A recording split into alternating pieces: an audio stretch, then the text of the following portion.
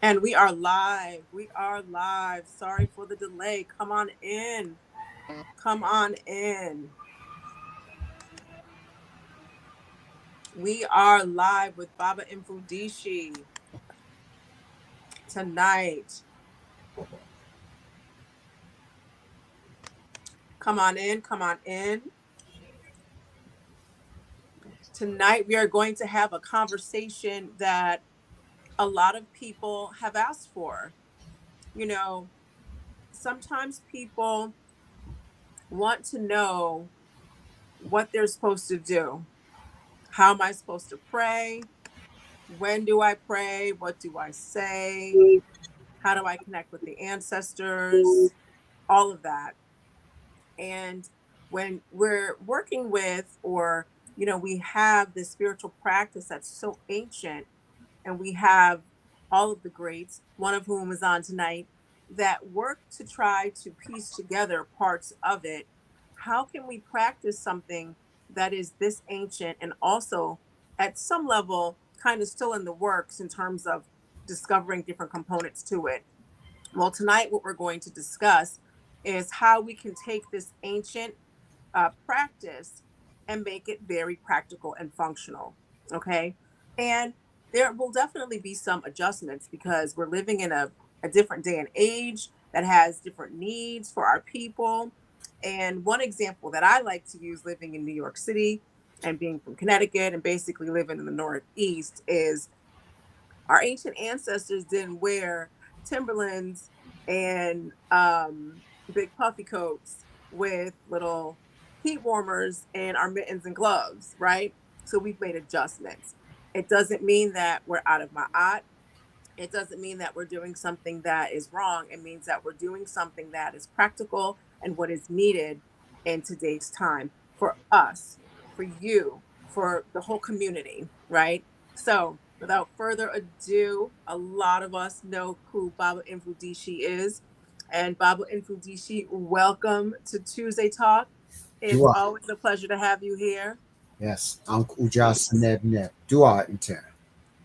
Uncle Jostaneb, Seneb, especially during this time, this time of the year.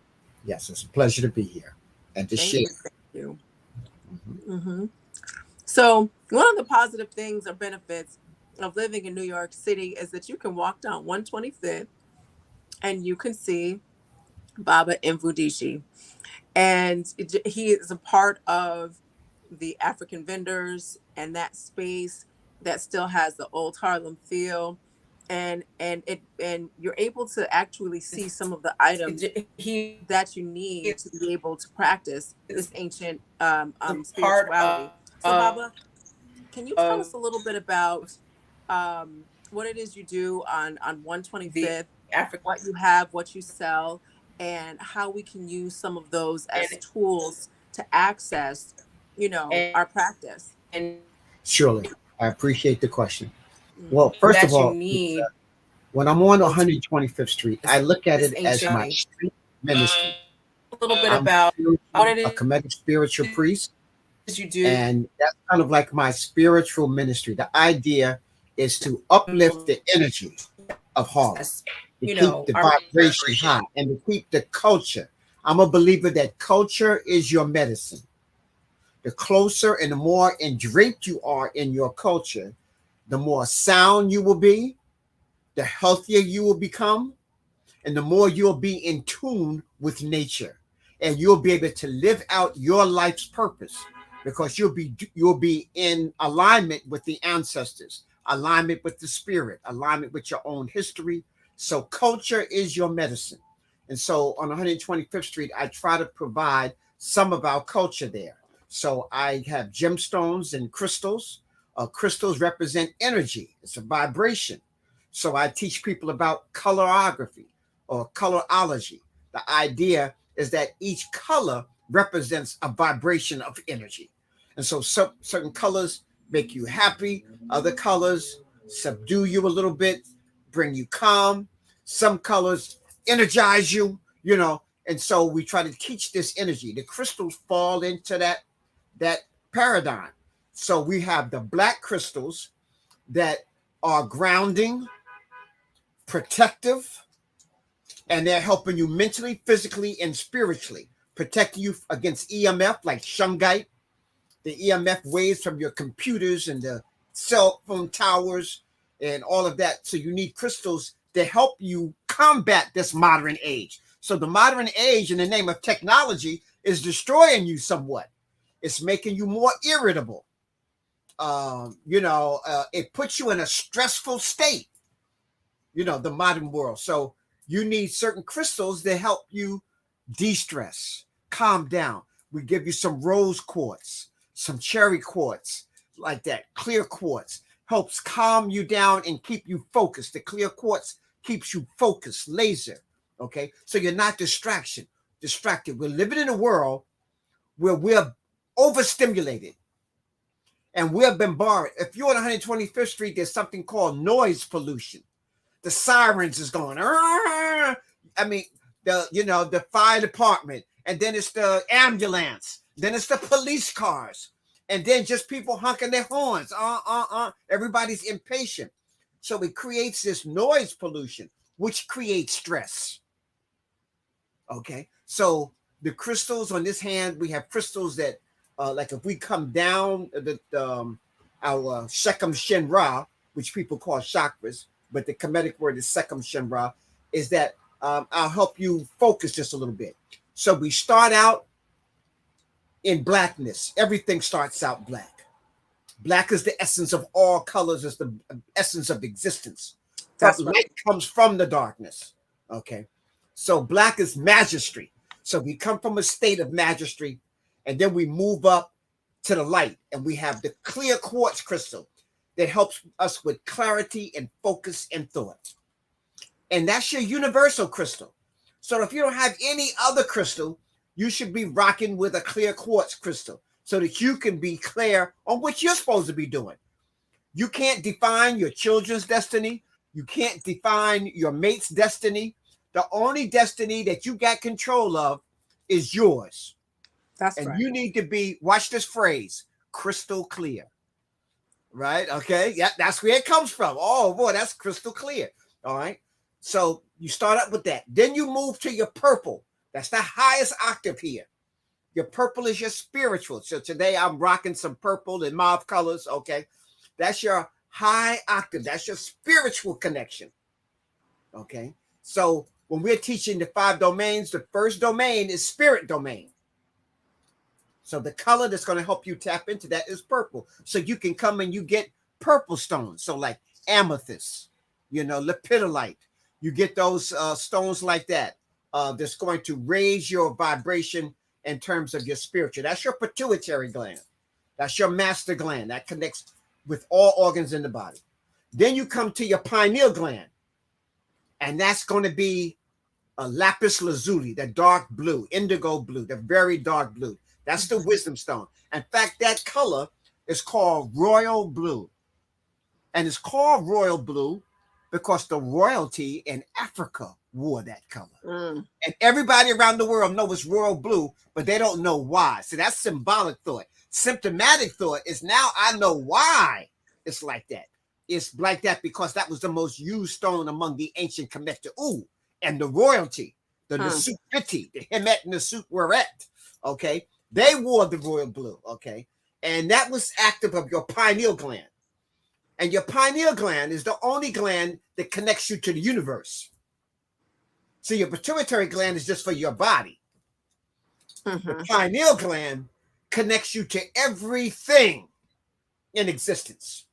So I can feel you. I can feel your thoughts. I can feel nature. I'm in tune with the animals. I'm in tune with the minerals. I'm in tune with the plants. I'm in tune with other human beings. That's your pineal gland. It's also the wisdom stone. So I tell people if they're studying, they're trying to memorize things, they're trying to tap, trying to expand their knowledge base, they want to hold a piece of lapis lazuli, the dark blue stone. Okay. Then from there, you move to your communication, and that's the light blue. So you could use sodalite. You could also use turquoise. You know, so there's several other colors here. Angelite.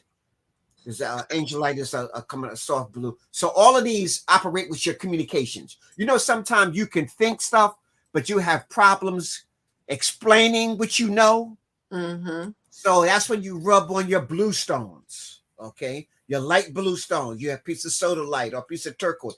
Turquoise also connects you to your ancestors. So it's one of the most used stones by indigenous people on the whole planet Earth. So whether it was Native Americans here, whether it was Africans on the continent, whether you were in Australia, turquoise was the choice of the indigenous people, because not only did it help you with communication, it helped you connect with your ancestors, because your ancestors are constantly downloading information to you. But because most people don't meditate, they don't get the message. They didn't get the memo. They missed the memo because you got to go into meditate. See, when you meditate, you're listening to the creator and the ancestors. That's when right. you pray externally, you're talking to the ancestors and the creator. Okay. So you got to have both of them. You need a half an hour at least each day where you can tap in to your ancestral memory so that you can tap into the spirit and listen, you know. So that's the blue. Then we move to the heart, and that's the pink stone. So we have two. The heart is green and pink. The green is the healing aspect of it, like chlorophyll to plants. Okay. So chlorophyll is green to plants, like carbon is black to human beings. So carbon is the foundation of the mineral domain. Chlorophyll is the foundation of the plant domain, and melanin is the foundation of the animal domain. We are in the animal domain. All animals, in order to function at its highest level, need melanin. All plants, in order to synthesize fuel from the sun, needs chlorophyll, and then carbon in the mineral domain. So when I teach those 5 domains, spirit first, then mineral second, then we go to the plants, then we go to the animals. So that's the melanin.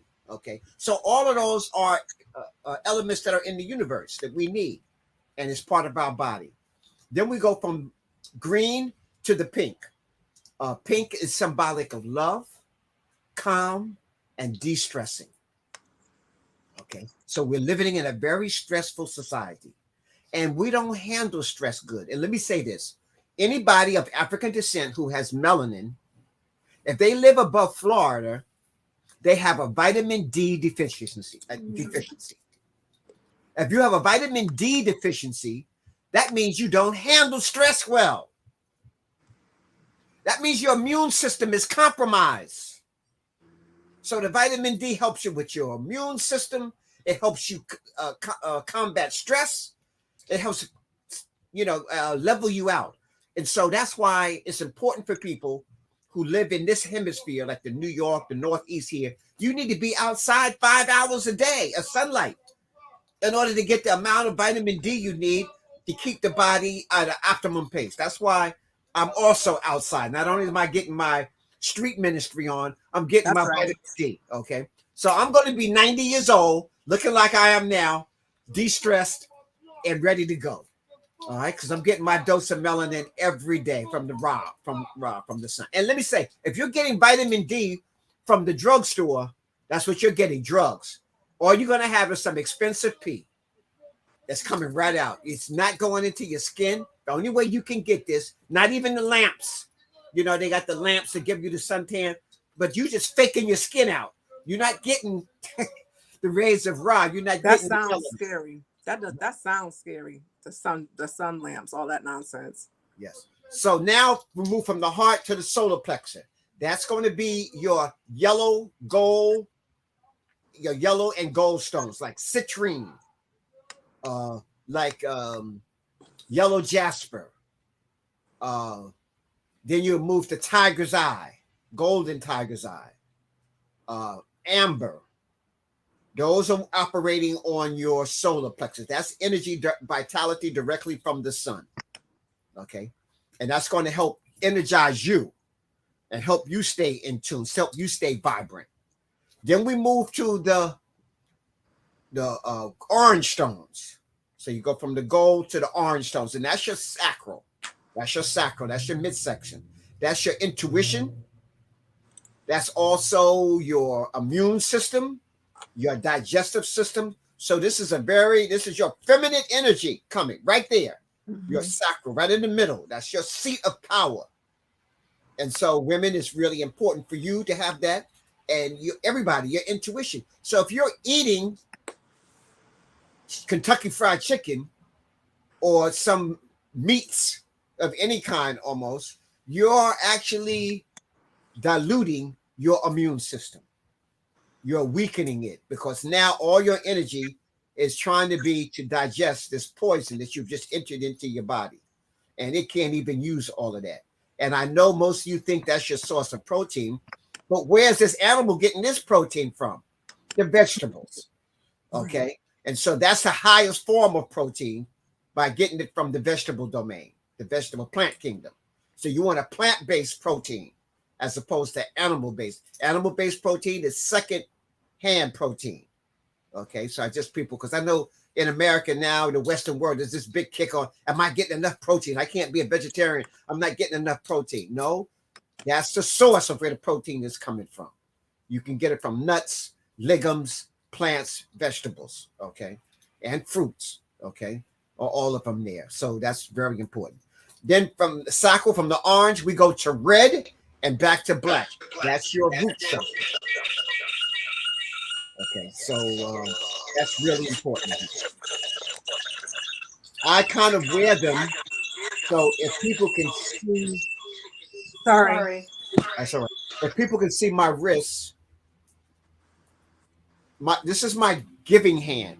I start out with onyx, then I go to red tiger's eye, then I go to carnelian, that's your sacral, then I go to the solar, which is the tiger's eye, and the citrine, then I go to the heart, right, which is the rose quartz. Then I come over to my receiving hand from the Neter, and I go back to black again. Start the black, then I go and I have smoky quartz, and then I have amethyst, the purple, and then I go to lapis lazuli. Okay, so I have my receiving, and then I have my giving hands. I know you've been taught in the Western world that there's only 7 chakras. You have hundreds of chakras, but Africans have 12 major chakras as opposed to the 7. And so the Western world, you see, most of the Europeans only have 5 real active chakra centers open. So 7 is an upgrade for them. Most Asiatics have 7. So that's right on level for them. So most Asiatics operate with 7. Most Europeans have 5. So 7 is an upgrade. That's keeping them high. That's good. But if you have 12 major ones, 7 is a downgrade for you. That's to make sure that you're controllable. They don't want you levitating off the ground, shooting beam lights out of your eyes. You know, they don't want you being able to hear everybody and send messages without your cell phone. They can't have you on that type of a level. So they need to dumb you down to the 7 so that you could be manageable in the society. So I just need you to know that. It's just like you see what we do in sports. Well, what you do in sports, in order for the body to do that, the mind has to think it first.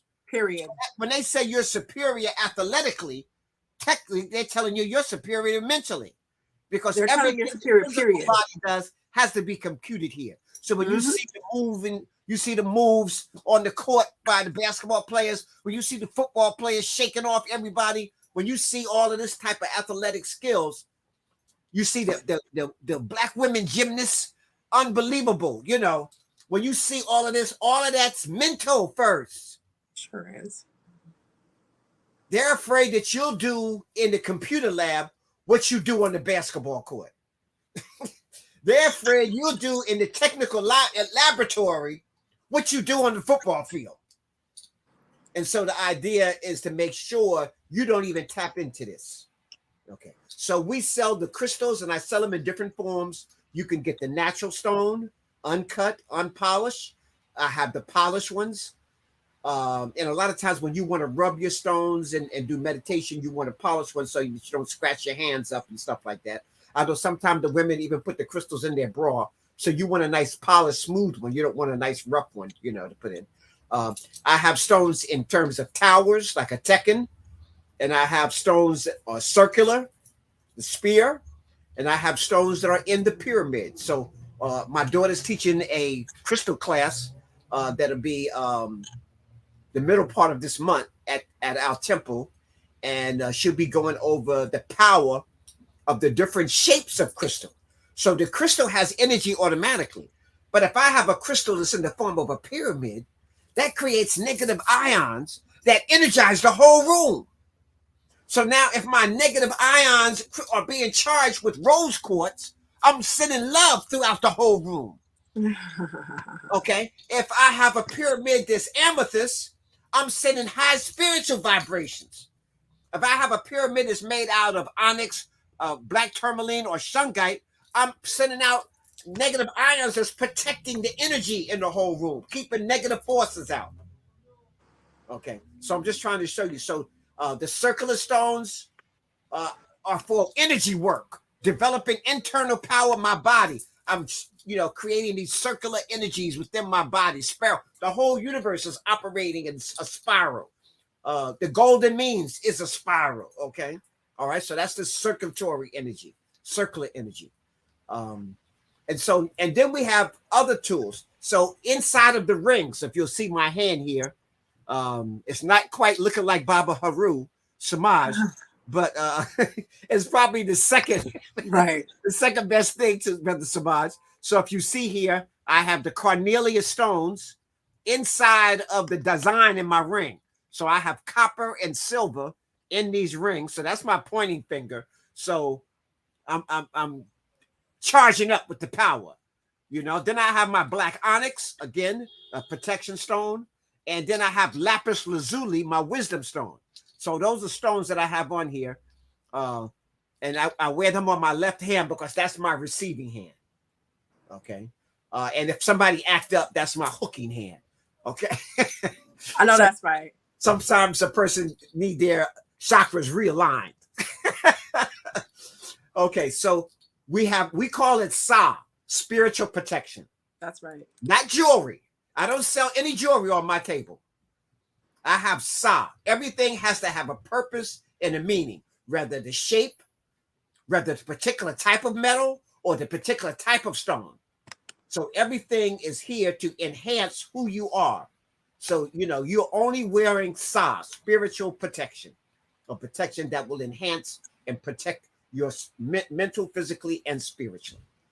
So all my Sa is like that. I have Sa in terms of rings, Sa in terms of bracelets, Sa in terms of necklaces. So all the crystals we offer in necklaces, as well as bracelet, or just a natural stone to put in your pocket, to rub, a palm stone, or to place around your house.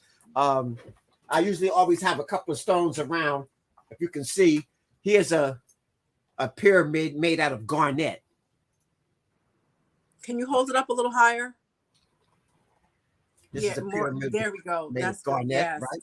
Yes. And garnet is operating as the root chakra, and garnet is helping you with your passions. So if you're a Capricorn, if you're Aquarius or Sagittarius, this is like an excellent stone for you. It's going to help you with your passion, your energy.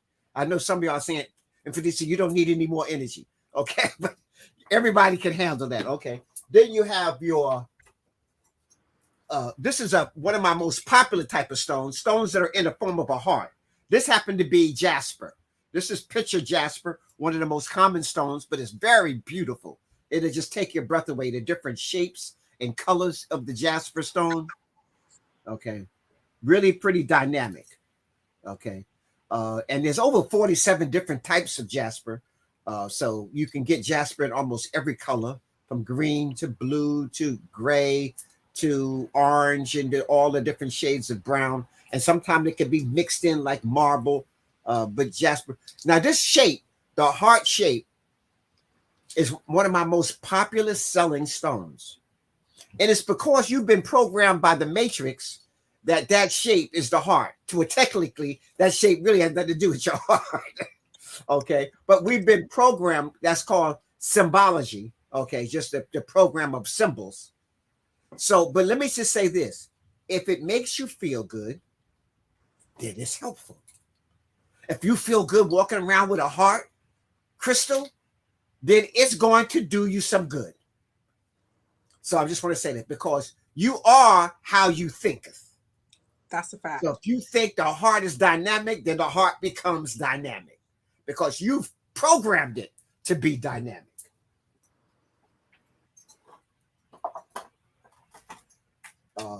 Here's another form of jasper. Wow. So you can see jasper can come. Can you put that up closer to the camera? Yes. And then slowly turn that. That's beautiful, Mfundishi. Yeah.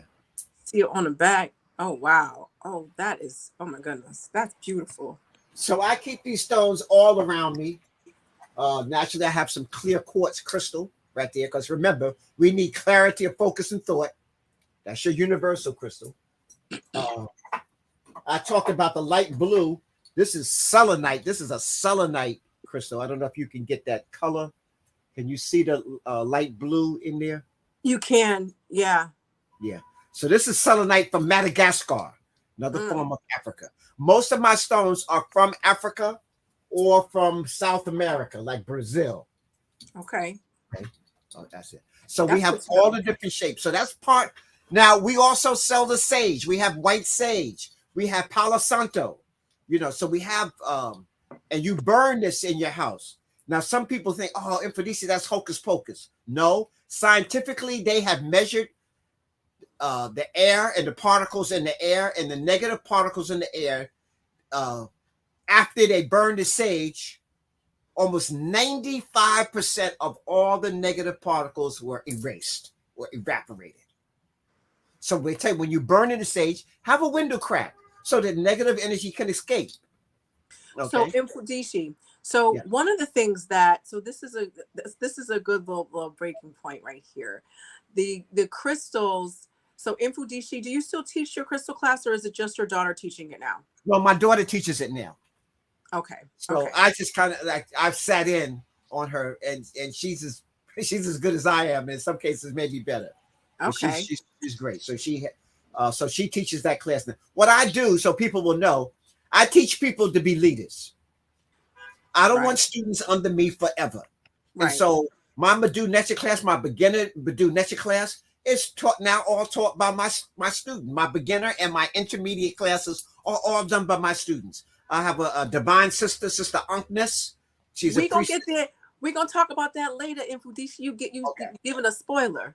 Okay, all right. So with the crystals, I just want to do a little recap. So Mfundishi explained the colors, explained what they do, how they make you feel, and even where you can place them on your person. Another suggestion or something that I've seen is when women have waist beads and they have crystals a part of the waist bead. That's something that I'm looking forward to. Yes. So they'll wear the crystals on the waist beads. They'll wear them around their neck. I see somebody in the chat says, do crystals operate, whether you believe it or not? And yes, to that question. It's like gravity. Does gravity care whether you believe it or not? No, it's an energy force.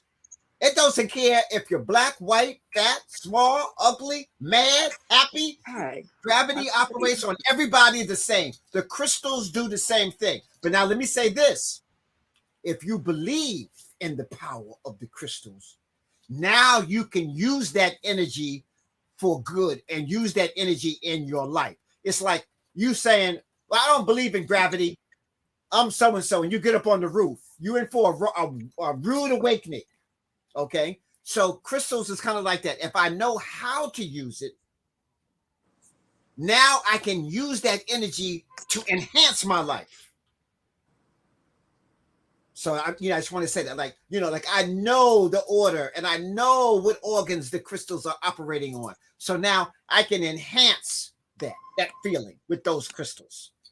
Okay. So if I didn't know and I was wearing the crystal, it's still going to do what it does. But let's say this. When I chant, Remember that words are power.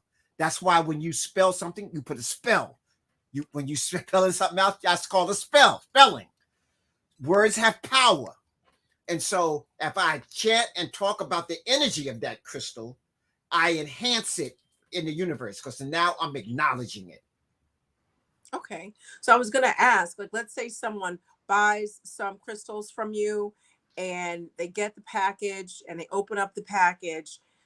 What can they do practically, functionally, to make crystals a part of their morning routine, afternoon routine, part Yes, of I their appreciate it. rituals? Yes, I Yes. appreciate that. Well, first of all, when you get your crystals, the first thing you need to do is cleanse them. And so you can sage them. You burn your sage and let the smoke run over them. That will get rid of all negative entities. Your harder crystals that are 6.5 and harder, then you can wash in sea salt or take to the ocean and wash. Your softer stones that are softer than 6.5, and there's something called Mohs hardness scale. It's free on the internet. Mohs hardness scale. And it gives you a hardness index of all the crystals from 0 to 10. Something like calcite, very soft stone you can chip with your fingernail. It's like 1, 2, 3. And there's something like a diamond. It's the number 10. That's the hardest surface. Okay. And then you got in fact, if you have things like a sapphire and stuff like that, those are very expensive stones because they're hard. They're like an 8 or 9. Your quartz crystal usually is around a 7, 7.5. So your harder crystals usually cost more, and their vibration is higher. And you need a harder crystal even to scratch that crystal. So diamond is again the hardest. Diamond is harder than steel. Diamond is harder than iron.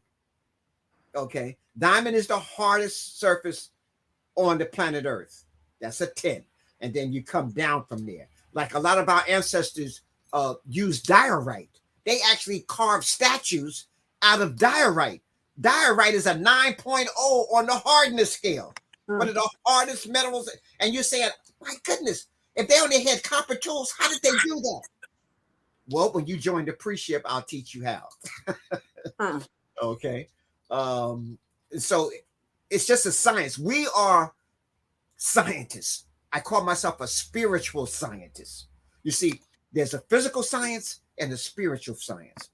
Physical science, is something that you can touch, feel, measure, and get the end results. Spiritual science, sometimes you can't touch it, you can't feel it, you can't measure it, but I can still see the end results. Right, you experience it. Right. So there's spiritual science and then there's physical science. Okay. And in quantum physics tries to explain that which cannot be seen. So if you look at the definition of quantum physics, it's the same as spirit, a energy force that moves and controls things that cannot be seen. It's the same type of thing in metaphysics, So, okay. So I'm just trying to let you know this avenue. So again, you take and you cleanse your crystals, whether you're using salt water, sea salt, sage, Palo Santo, burning it like that. Then at that point, you pray on it. You put your intent into it. So it becomes you. And let me say something. Sometimes some people say, well, this crystal I'm using because it's good for sleep. And they tell you that. And then you use the crystal and they keep you awake all night. Okay. And so sometimes you got to practice. You got to talk to the crystals. I know this is going to sound crazy to some of y'all, but you communicate. Let me say this here. We have the 5 domains. Communication exists between you and all of them. So the spirit domain is first. We are the most spiritual people on the planet. Our ancestors commune with the spirit all the time. And so you tap into the spirit domain. You're in touch with forces that cannot be seen, cannot be touched, cannot be felt, but we can see its end results. That's right. Okay. That's right. Then we tap into the mineral domain. The planet is a mineral. The stars are mineral. The sun is a mineral. You are made of those same minerals. Okay. So now somebody used to tell me, and ask the question, they said, Mfundishi, y'all just making this stuff up. How do you know that crystal is vibrating like that? Okay, I'm gonna go back to George Washington Carver. They asked George Washington Carver, how did you invent 300 inventions from one peanut? You took one peanut and made 300 different inventions from it, from dye to paint to glue to to car, to a metal, to a plastic, to food and different types of food, to peanut butter, all of this. You took one peanut. And then how do we know that certain herbs do what they're supposed to do? How did the first person know? How do you know what certain animals are doing and thinking? Because the ancient ancestors in the Kemetic legacy basically taught us that anytime you and any other energy form, whether it's spirit, mineral, plant, animal, or human, if you share unconditional love, meaning I don't want anything from you. I just want to embrace you. I just want to share with you. I just want to give you myrrh. I just want to myrrh you. And I don't want anything back. When that's exchanged, secrets are exchanged. So George Washington Carver would get up 4 o'clock in the morning. He would water the plants. He would fondle the leaves and dust them off. He would talk to it. He would literally sing to it. He played harmonious music in the background. And the plant began to mentally communicate with him and tell him what he should do. Even when I was writing my book, Mdu Ntr in the Spirit of the Magi, as I'm writing, I was saying, like, now, how do I do this? How do I tap into what Mdu Ntr was thinking at the time? And if you understand something called the Akashic Records, the Akashic Records says that, according to Jhutyms, everything that was said, that is being spoken, and will be spoken is all happening now. So by tapping into the cosmic records, I can go back 5,000 years and hear it just like I'm listening right now. I can go, it's like a library. It's like a physical library, but it's mental. It's not some place. It's not like you got to go to Mount Everest or Kilimanjaro to get to the Akashic. No, the Akashic records are wherever you are. It's in your consciousness. It's in your mind. You have access. You have access to the creation story of the world through meditation. And let me say something. The most profound things you will ever see is not with these eyes. The most profound things you will ever hear is not with these ears. And the most profound voice you will ever hear won't come from a voice from here in the mouth. I asked my sister, when you dream, do you dream in Technicolor? Who, me? Yes. I don't know. I dream in color. They feel it's like it's real life, really happening. But now, are you using these eyes? No. These eyes are closed, aren't they? They're closed. And I'll say this. After my father died, and also when I'm fasting, like water fasting, my dreams are more vivid and they feel real. And they are real.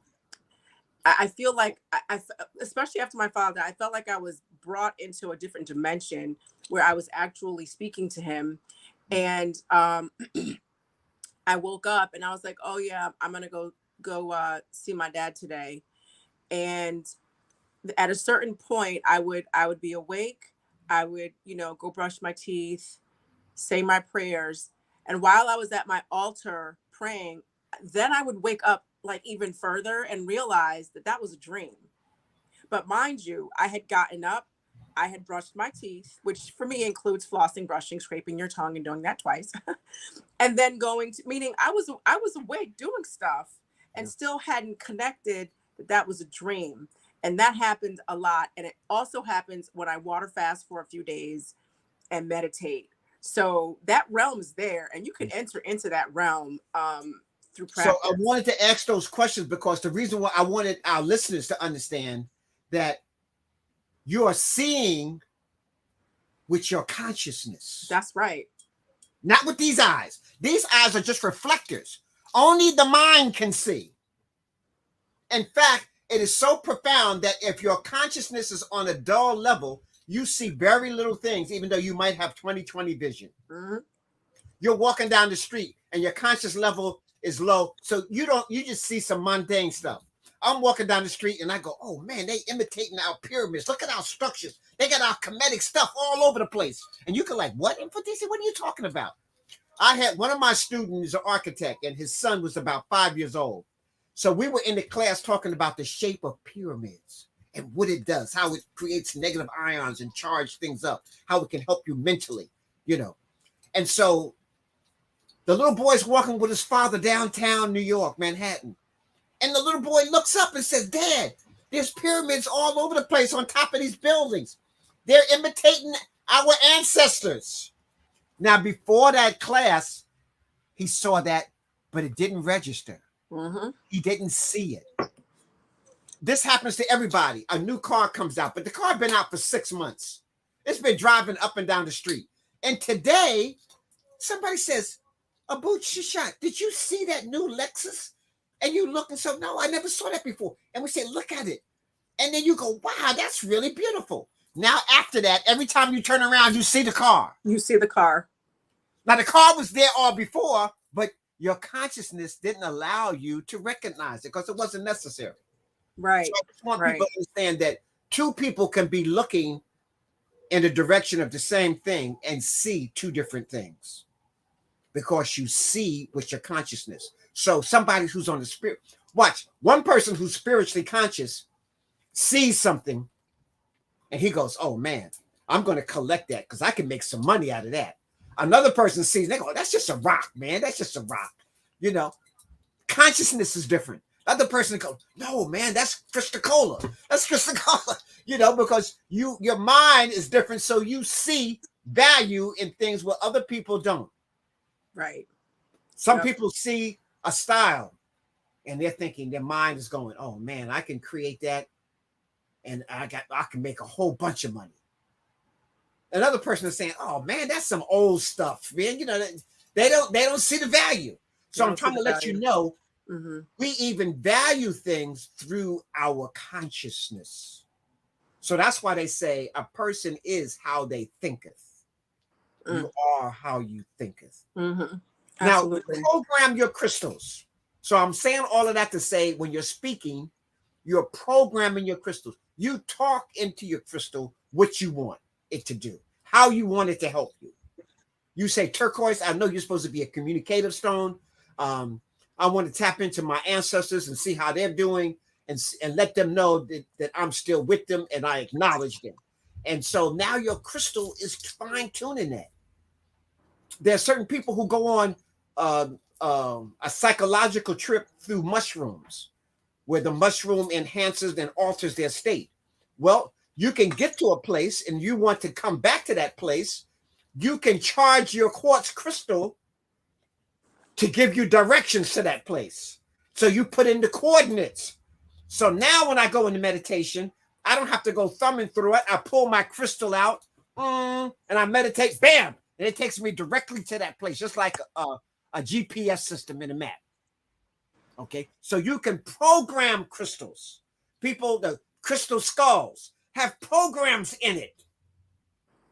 Okay, so crystals can program information, locations, and zillions of megabytes of information can be stored in a crystal.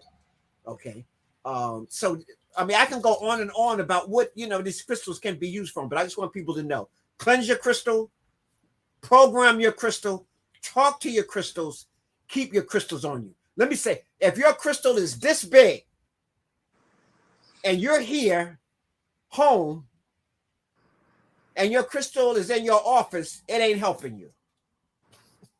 If you got this giant crystal here in your house and then you go on 125th Street, that crystal energy didn't go with you. That crystal is still at home.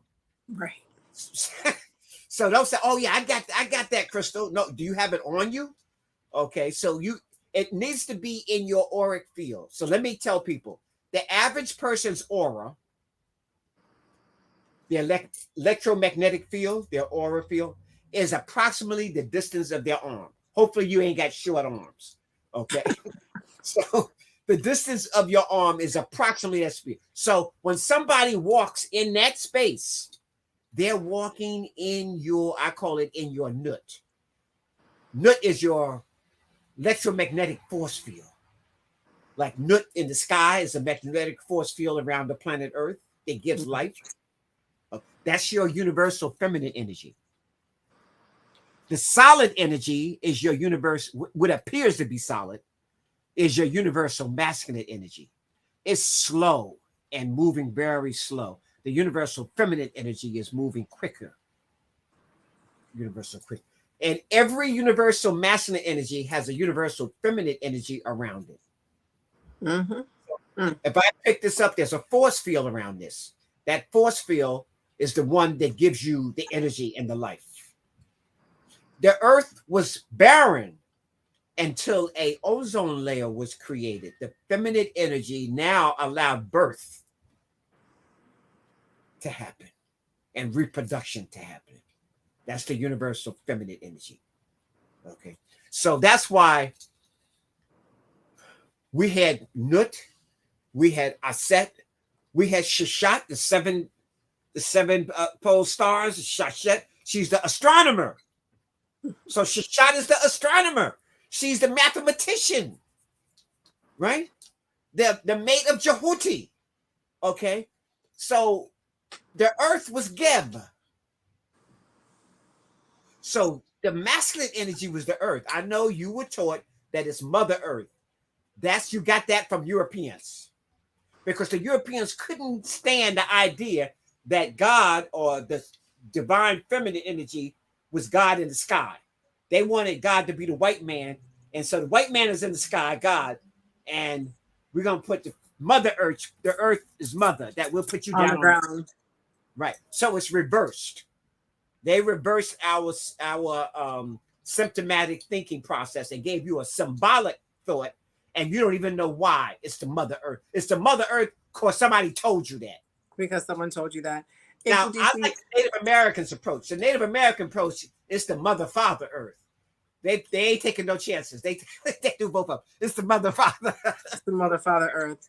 Right. I can see that, both the feminine and masculine. Father Earth, feminine sky. So so Nut is in the sky to protect the people, to protect the the deceased, to protect you in the underworld, all of that. That's Nut. So inside of the sarcophagus, you see Nut. You don't see the male energy. You see the universal feminine energy. That's right. And you see swallowing the sun each night and then giving birth to the sun each day. Okay, so people, program your crystal, talk to your crystal, love your crystals, touch your crystals, fondle them. And if you meditate with them, then they will tell you what their function is. Okay. So so thank you for that very in-depth explanation with crystals. And I hope that everyone, starts to see how we can take what we need and use it, in our own practical world and connect it back to our ancestors. I have a couple of questions. There's one from Snett Cheryl. Is there a test that you can do to distinguish if a crystal is fake or real? Well, outside being a geologist, where you have a magnifying glass and you can see the molecular structure. And so the reason how we know how you can separate a crystal from a rock, let me say this, all crystals are part of the rock family, but all rocks are not crystals. Okay. Crystals are molecular structures that have a particular pattern, a repeating pattern. So what makes a quartz crystal different from an amethyst crystal is a pattern, a repeating pattern, like a programming repeating pattern. So if you understand the pattern and you understand the composition, then you can tell whether it's real or not real. Like the Chinese are pumping out some fake crystals. I see a lot of people, a lot of the malachite they got, it's not real malachite. That's a Chinese formula that they just put together, and it kind of resembles malachite, but you don't. It's the energy is not even there, you know. So basically, you just have to know your source, kind of like food. Yeah. Like where are you getting your crystals from? So Right. you know, Baba Mfundishi told us he's getting his crystals from the motherland or from Brazil. You said, Yeah, South America. South America. So that was there's another crystal. I mean, another question. And who you're getting your crystals from is also important. That's right. If you're getting your crystal from somebody who's evil and just that energy is on it. So I'm not saying the crystal might not be good. It might be a real authentic crystal, but you need, before you do anything with it, is take it home, cleanse it, pray on it, sage it, you know, before you start using it. Because when you touch certain crystals, you automatically put your energy on it. That's right. Touching anything is an energy exchange. That's why that people means shouldn't touch you. If 20 people touch that crystal during the day, and then you came along and you were number 21 and you bought it, you taking 20 people home with you who touched that crystal. So you need to be saging it, you need to cleanse it, you need to purify it, and now you program it to do what you want it to do. Okay. Question me. For the spouse. Yeah. I want to say this. Each person needs their own crystal. Your spouse has a different energy than you do. And so it's just like a sister and brother who is closer than the spouse don't have the same energy crystal. Everybody needs their own crystal because it's programmed to you. Let me say this here. Just like everybody got a different fingerprint, everybody got a slightly different energy. So even though it's your loving spouse, no, you give them their own crystal, and then you have your crystal. If you're sharing, because your spouse might be on a different mission than you. Your spouse's mission, she's a lawyer. She needs to be able to do certain energy. And you're a crystal healer, or you're a priest. So y'all are two. She's fighting, putting people in jail. You trying to get them out of jail. So y'all have different energies. Can you have a marital crystal? Like this crystal represents the union, and you want to make sure that you're in alignment and that your energies are complementary with each other. Could you have a marital crystal? Yeah, let me say this. The Chinese used to do this. They used to take jade, and they would take a piece of jade, and they would break it off and give each member of the family a piece of that jade. Now they're all connected. They all got a piece of the same stone. Somebody's 100 miles away and they're in danger, and that crystal will let you know. So you can feel it like that. You see that? So that's sharing energy. Okay, so yes, that can happen like that. But again, your children should have their own crystals. You have your own crystals. Your mate has their own crystal, and you have your own. Mm-hmm. I want to just answer Sakina Ross' question. The contact information we're going to give at the end. So I'm going to save that question for the end. So I want to shift to the Medu Neter. Some people feel like you don't need to learn it to practice. Some people feel like you do. I personally feel like you should learn the Medu Neter so that you yourself can read what you need to read, whether you're in Kemet, whether you're in a museum, whether you're reading through a book, or whether you're writing to practice, because everyone needs to be able to interpret that the language of our ancestors for themselves. And this is my opinion. Yeah. And because language is the verbalization of culture. And right now we're speaking English, which was given to us or forced on us through enslavement. And so part of what we have is we still have a European paradigm linguistically because we're using that language. Yes. Now let's say we all spoke Yoruba. I'm gonna just pick Yoruba to be simple, for simplicity's sake. There's a grammar structure that's different. There are expressions that are different.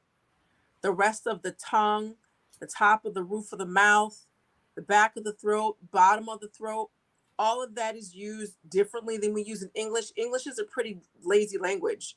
We don't roll our R's. We ain't doing that. We ain't clicking. We ain't doing nothing in the throat, the nose, nothing.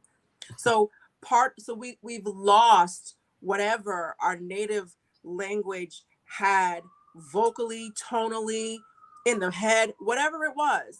So I said all that to say this. It's very important for us to be able to read the Medu Neter and to try to speak it as best we know our ancestors spoke it, so we can begin to shift whatever needs to shift, so we can live and practice more, as close as we can get to how it was before, and of course apply it to, they're the sirens, and apply it to our modern day living. That's my opinion on the Medu Neter. Now, Medu Neter is also our classical language. That's right. Your classical language means the best that your culture has to offer. So obviously, Greek and Latin can't be our classical language like it is to Europeans. Mm-hmm. Our language is thousands of years older than that.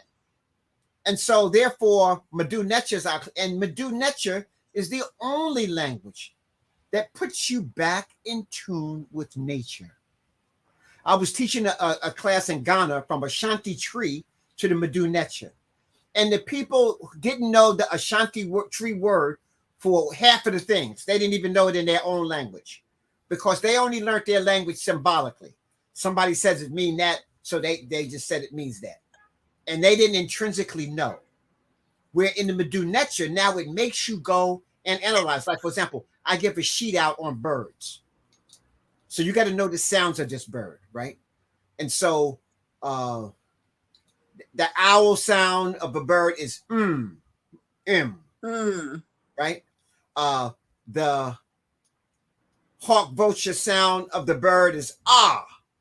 Okay, right. The swallow sound is whir, right? Whir. Right. So each one of these birds had a different sound, and they were connecting it to nature. So when you saw the swallow bird, it represents something good, because now the Africans understood the nature of the bird. That bird eats insects, but it eats the insects that you call pests.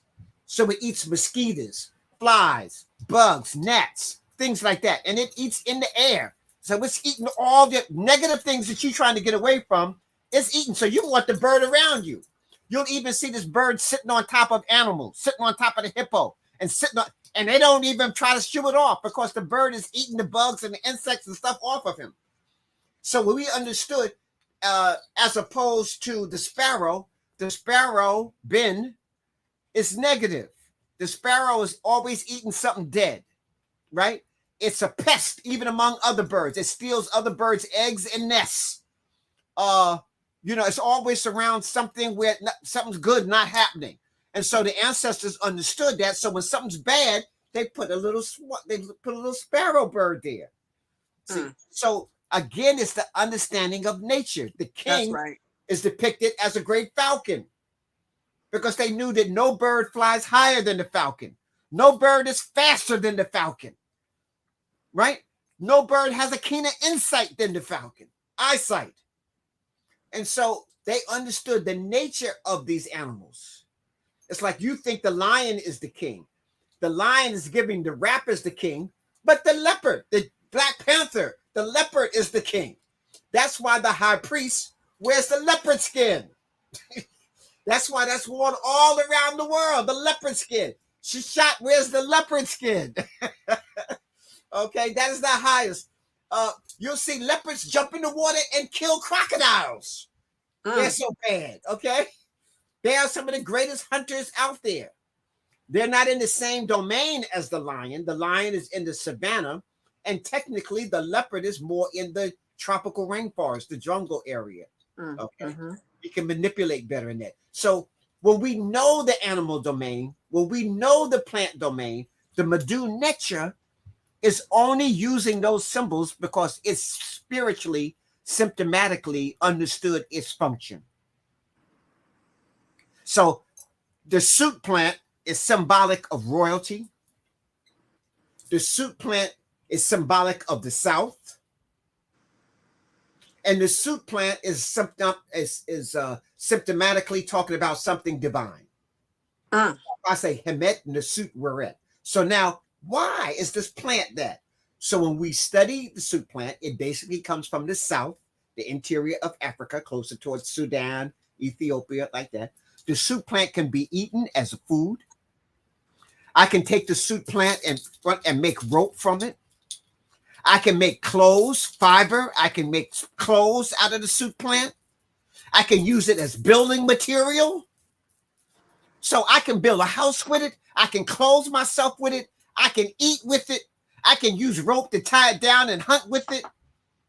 So this one plant, it can help sustain life. So they looked at it as a divine royal plant. So we're going to show this plant as symbolic of the South. So you see that? So now they just didn't arbitrarily say, okay, let's just make this South. Let's just make this that. No. They symptomatically understood it. And the whole Mdu Ntr is like that. I'm going to just do one more. Kepper, the dung beetle. So the dung beetle, technically, is the strongest creature on the planet Earth in proportion to its size. It can lift 1,150 times its weight. It's the only creature that can make a perfect spear with his leg without any instruments. It's always moving and rolling the dung towards the light, moving towards the east. It drills the hole in the ground and buries the dung in it. So drilling the hole in the ground would be called irrigation. When he puts the dung in it, it's called fertilization. So you got all it. It's the strongest creature in the world in the proportion to the. Can you imagine lifting 1,000 times your weight and running down the street and never getting tired? Backwards. Right. You know, so this would be like the superpowers. You know, I don't think Superman got nothing on that. Even the Marvel comics, you know. So we saw these superpowers within nature, and then we used them in the Mdu Ntr. So the Kepper is to come into being, always moving towards the light. Neb Keppera, you know, master of coming into being towards the light of Ra. Right. And going back to your prayers, I only pray in an African tongue, either in Medu Neter or Swahili. All my prayers are always like, when I'm communing with the ancestors, I'm always going back. It's Swahili or Medu Neter. Only when I do English is I'm translating so people want to know what I said. You know, we're sitting down and eating, and I go, I'm in Ra, Nasut Neter, Achinra. They go, wait, what was that? You know, did you just curse us out? What was going on? So, you know, I'll translate it for them, you know. But it's important for you to tap into that ancestral information.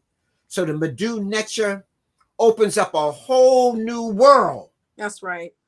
That's right. A whole new world. Our world. So you've been asleep until you learned your culture. Culture is your medicine. So if you got somebody else's medicine, you're going to be sick. You just can't go in anybody's file cabinet and pull out some medicine and start taking it. You need to know what it's for. It was prescribed for them. So Mdu Ntr was prescribed for us. And guess what? The Europeans is taking our medicine and getting rich off of it. Every museum got some Mdu Ntr in it or got some Egyptian artifacts. And in half of the time, they're giving you the wrong message. You don't want a non-spiritual people translating a spiritual text. That's right. That's right. And the rabbit would never go to the fox to get a translation of its true history.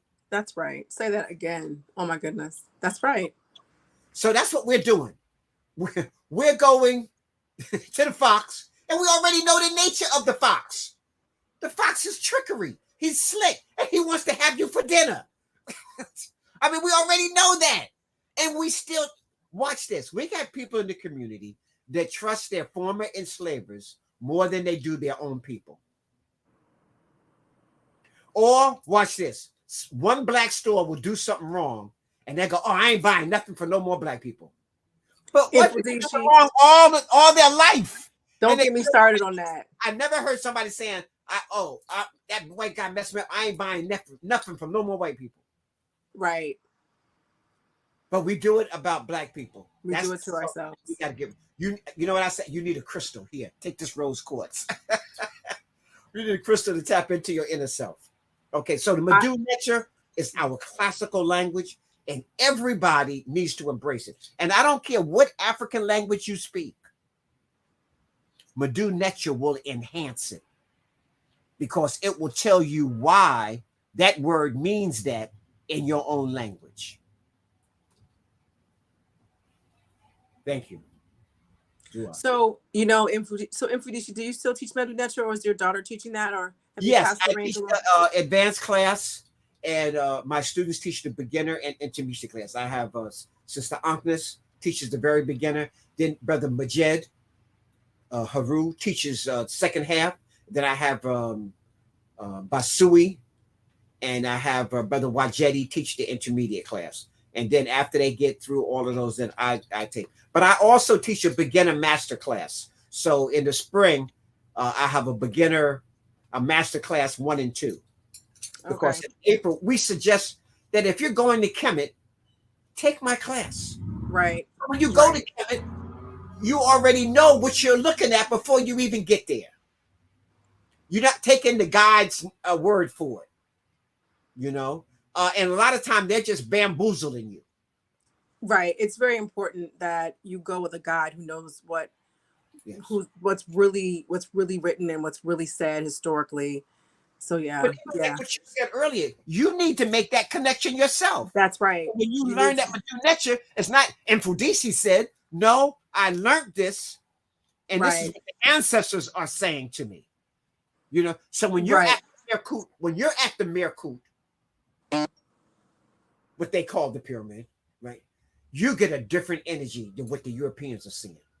That's right. When we went inside the great Merkut of Khufu, we went inside the king's chamber. We formed a circle there. We held hands and we prayed inside, and you can feel it. The white people were saying, "What are y'all doing?" We could feel the energy. That's what they were saying. When we were in there, just all black people in our circle. We prayed, and then we all went over and put our hands on the open sarcophagus and touched and said, "We can feel the spirit of our ancestors, and we're going to take them home with us." Boom. Well, we can feel that. So we get something different than what other people get. Remember, we're everybody's parents. We're everybody's parents. And everybody acts like children around us sometimes. I be wanting to put them in timeout, but that's another story. I want to be getting them a spanking. But so I was taught at a very early age, she said, "Son, you can't give everybody a spanking who deserves one." You gotta, give space. I want to say this about the Medu Neter. I took Anika's class, and part of what we did towards the end of the class, we had like 10 or 12 sessions. This was a while ago. This was around the time my dad died, so some of those memories are a little fuzzy. But even after just having 10 weeks of the class, when we went to the museum, I was able to read some of the Medu Neter, and she most certainly put me on the spot. And I was able to read it. And so when you get your instruction and you listen to your teacher explain to you what it is, and just like Baba was saying, there's a reason why this symbol is the symbol. There's a reason why this symbol makes that sound. And let me add a little zest on top of it. In order for someone to say, or for people to say, this animal does this, how long did that group of people have to sit back and observe that animal to make that conclusion? So this language is ancient, but the people who put it together are even more ancient because they had to spend the time to actually create the language based upon what they had seen and experienced for thousands of years. Okay, so there's history in the language. It's our history. And the more you learn the Medu Neter, the more you write it and say it and pray in it, you're able to grasp some of the culture that we have lost, and you begin to have a paradigm shift. Oh yeah, You definitely. begin to have a paradigm shift to understand this is how my brain was working. This is how I interacted with nature. This is how my whole cranium was a part of speaking.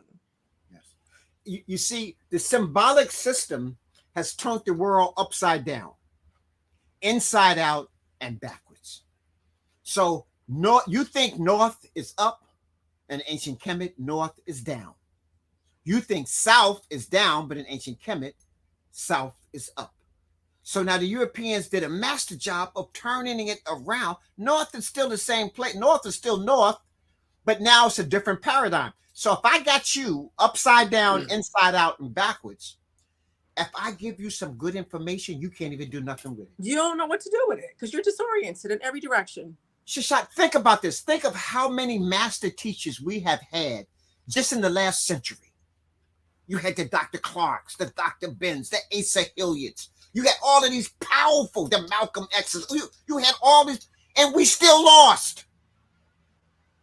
We got the information. They've given us formulas. We had Marcus Garvey. We know Africa for the Africans. Come on. We've had these great teachings, and yet what Dr. Small in our movie Hoppy talking about, we have $1.3 trillion we made last year, which would make us the 16th wealthiest nation in the world. That's just Africans in America. And we don't have control of no African city in America. And the towns that we used to have control of, symptomatically, the government has destroyed that power. And so now we may have rich black people there, but the Europeans control it. But they control it. And let's not forget the good old integrationists and the people who are programmed, brainwashed, or both, who help chip away at our unity, which was our economic power base. But yes, that's a whole nother Tuesday talk. Yeah, that's another topic. So see, if culture is your medicine, then you do things culturally first. That's right. The European Jews, they don't, right and wrong is irrelevant to them. Is it part of the Jewish culture? If it's part of the Jewish culture, we do it. I don't care if somebody made the story up. If it's part of their culture, they don't want to hear nothing else. We were in Egypt with Dr. Ben, and a group of Hasidic Jews were there. We were on Philae Island. That's the island dedicated to Aset. And the Jews were saying, our ancestors built this with mud, brick, and straw. Ain't no mud, brick, and straw, nothing. Everything is granite, stone, and stuff like that, right? But he's telling them, our ancestors built this when we were slaves. And, so we need to be proud of this. And Dr. Ben heard that and walked over to him. There's about 30 of them. And he said, this is a GD lie. He said, this was done by my black African ancestors. There ain't no mud, brick, and straw nowhere. This is our engineers carving stone and stuff like that. And they listened to Dr. Ben ramp and rave for about 10 minutes, right? And the Jews didn't say nothing. They just looked at him. And then Dr. Ben came back over to us. And then the rabbi said, as I was saying, our ancestors did so and so. And they just went on. So the truth is irrelevant. In fact, there's something called cognitive dissonance.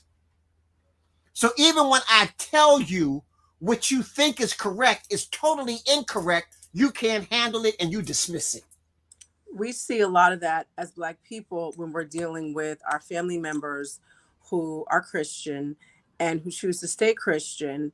And despite any kind of fact, any kind of data, information, books to read, it's just ignored, and they continue doing what they want to do. And here's one that really gets me. When people justify eating chitlins, and when I say that is slave food, besides the fact that it's a poop bag because you're holding the poop of the pig, I'm gonna just put that to the side for a second. But it's something that our enslavers gave our ancestors, and it was passed down the line. Why are you still using tools of enslavement? And it has no nutritional value. And putting it in your mouth. And would you eat food from a toilet if I said I cleaned it well? Would you eat food out of someone's underwear that had a crotch stain if somebody washed it and said it was cleaned well? I ask people this, and Baba, it's a delicacy, it's this and that. You put hot sauce on a whole bunch of other stuff.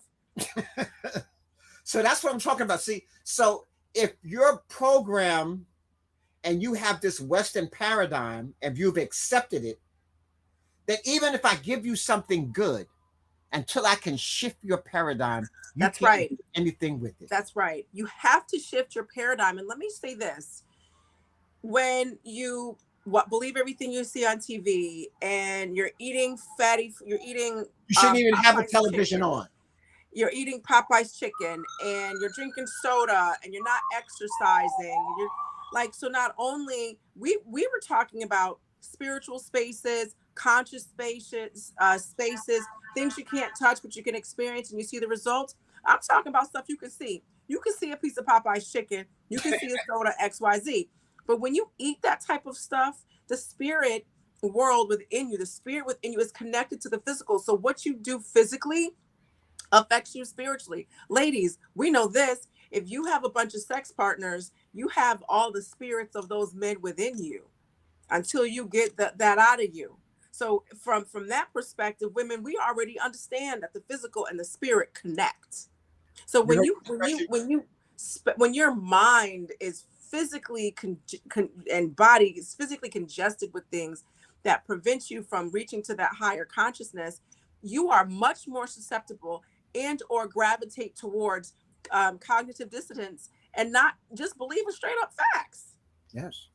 And you just, it's like, I show you proof. Proof. And it don't mean nothing because it doesn't fit in your paradigm. It doesn't fit in your and people will do, see, a belief system can be extremely dangerous without any proof. That's symbolic thought. Mm-hmm. And so what the Mdu Ntr does, somebody said, well, Mfundishi, well, wait a minute.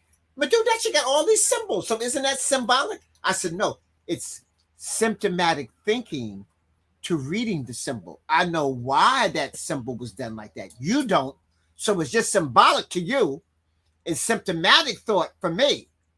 Okay. So, the brain can only operate two ways.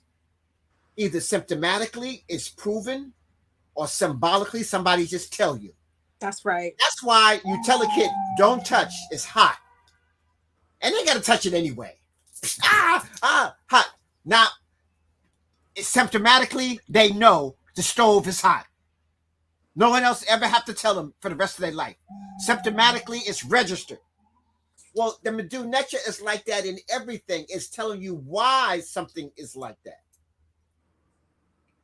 English, first of all, English is so backwards and idiotic. And it's tapped into a culture, this anti-our culture. That's right. We like to say in the morning, grand rising, because the sun is rising, giving energy. The Europeans like to say good morning, because what are you mourning? Because you killed some people last night? Okay. All right. So you have to understand their language. Somebody wrote down, oh man, I had a bloody good time. What do you mean you had a bloody good time? What, was you killing something, stabbing people? What do you mean you had a bloody good time? Okay. Or somebody told me I had a picture up and they said, oh, that's bloody hot. What do you mean bloody hot? So we got to watch the words. The word berserk comes from a group of people from the Nordic area who were the berserks. Do tore stuff up. The Vandals is from, again, Northern Europe. They came down and just destroy stuff. So that's why when you tear stuff up, they call that vandalism. From the European culture. And we use these words and we have no clue of what it is. So I'm saying ignorance is one of the greatest diseases known to man. That's right. Ignorance. And ignorance simply means you don't know. So you spend your whole life learning. I'll tell you the real difference between a master, a grandmaster, and a fool. A fool thinks he knows everything. The grandmaster knows that he don't hardly know nothing. Then I'm a grandmaster because that's how I feel sometimes. Right. The more you know, the more you realize how little you know. Yep. But ignorance is bliss sometimes because you just think you just know it all, And you know what? And there are people who know that they've created this bubble, and here you come with your little stick pin, walking over to them with their bubble. They don't want to leave their bubble, because then after that, now what? If the bubble is burst, I'm responsible for me. I'm responsible for the things that I do and say in my life, and my happiness and health, etc. Somebody put in the chat here, what are some ways to get rid of those partners or those entities in your life? Right. First of all, you can't fix them. You fix them by fixing yourself. So you got to be the best version of yourself. I have a couple of books here. This is called The Golden Apple, and it's teaching you symptomatic thinking. And then I have another book here called The African Answer. Africa cannot control itself, will not dominate itself, will not be a united Africa until Africans change the way they think. That's right. So that's the foundation, from those books. And then this book will help you after you know you have to change your thinking. Then Spiritual Warriors or Healers will help you start to heal yourself. And Spiritual Warriors, the whole job is for you. You work on self first before you work on anybody else. If you're all sick and you're trying to help the community, that's not going to work. I'm able to teach some people. If I'm in my mid-70s and I can do almost everything that my students can do, then it lets me know that I've been doing something right. My colleagues who teach in the martial arts in the 1960s and 70s are either dead or had operations or dysfunctional now. So it lets me know that, forget about speaking now, they were doing something consistently wrong. Right. Yep. And I've been doing something consistently right. And I want to say this. I'm gonna make 3 points. If you haven't met Mfundishi in person, then you have not experienced his energy. Mfundishi has very strong, vibrant energy. And so he's been doing something consistently right. And this is what I have said. As human beings, if you cannot go to sleep, go number 2, or have an erection, you're doing something wrong. Because those 3 things are natural and you shouldn't have a problem doing them. So we can have another Tuesday talk about health, and we have had them. You can look back. We've had a couple of them. We talked about slave food on one of them. I had Queen Tandiwe and Bonaset back to back, so you can look those up. So we have had those conversations, but those are pretty basic natural things that we should all be able to do. The other thing I want to say, all of Baba Mfundishi's contact information, those books that he recommended, where you can purchase his books, where you can take his classes. What I'm going to do is update the flyer. So wherever you saw the flyer on the Shrine of Ma'at's Facebook page, is probably where you saw it. I'm going to have all that stuff, and I'm going to put it up tonight because I don't want to do it tomorrow. So I'm going to put it up tonight after the class. So you'll be able to have all that information tonight. Give me some time. I'll put it up. Now let's tell people how to use it today. Okay. I'm sorry. So the training of this for now, how do we take this ancient information and use it today? Well, there's one more thing that I want to say to address. Okay. I forgot Quay. I've come to realize that we have one relationship, and that's the relationship with yourself, period. And then all other relationships are a reflection of that. What do you allow in your sphere, in your aura? Baba Mfundishi spoke about that. How do you speak to yourself will determine how you let people speak to you. What kind of food do you eat? What, just all of those things. You have one relationship. That's the relationship with yourself. Be kind to yourself. Understand why decisions were made, and then forgive yourself from it, heal from it, all of those things. And then when you have a healthy relationship with yourself, just like when you become conscious, you'll start to see all the nonsense people, nonsense places, nonsense things you don't want to be bothered with. You steer clear of it, and your space becomes so incredibly peaceful. I promise you, if you keep working at it, you're going to have peace in your space too. I promise you, sis. Right. Go ahead, Baba. There's 5 sacred temples that a person needs to keep clean, vibrant, and healthy. The first temple is your consciousness. That connects you to the universe. So you need to be reading. You need to be traveling. You need to see, and you need to be around other people who are spiritually conscious. If you're the smartest person in your group, you need to find another group. Mm-hmm. If everybody in your group is a fool, guess what? You won too. You won too. Okay. So you got to be realistic about that. Okay. Mm-hmm. The second temple is your heart. That's why we weigh the heart, not the brain. We weigh the heart. The heart is downloaded. The heart is operating before the brain comes into contentions. And so the heart will tell you, your intuition is telling you the nature. What is the nature saying to you? As opposed to just the cosmos. Okay. So you got a spiritual energy, then you got the heart energy. So that's your first temple, your second temple. Your third temple is your body. Keep it clean. Keep it healthy. Keep it nourished. Keep your mind clean, healthy, nourished. Keep your heart clean, nourished. You see what I'm saying? You do the same thing to all of them. So you got your mind, you got your heart, and now you got your physical body. Keep it in tune. Then you got your home. Everybody should have an altar, a sacred place in your home. In your home, you're the most vulnerable because that's where you relax. When you walk outside, you're on guard. When you come home, you put your guard down, you're relaxed. You should be burning your sage. You should be have your your crystals around you. You should have an altar for your ancestors, an altar for you, your family, and you're praying and you're bringing in positive information. You got your crystals all around you, And so now I'm recharging because in your home, in that particular temple, I'm recharging. I don't recharge when I'm out on the street. I got to be on guard. I can't be walking around like I'm on cloud nine. No, you can get run over by a car or something. You got to be conscious. You got to be on guard when you're outside. You can be relaxed and alert, but you still are not at. Your defense is up. At home, your defense comes down. So you need to make sure you're in an atmosphere that's conducive of love. Be in an atmosphere conducive. My room that I'm in right now is just surrounded by books. I got books everywhere. I got knowledge and stuff all around me.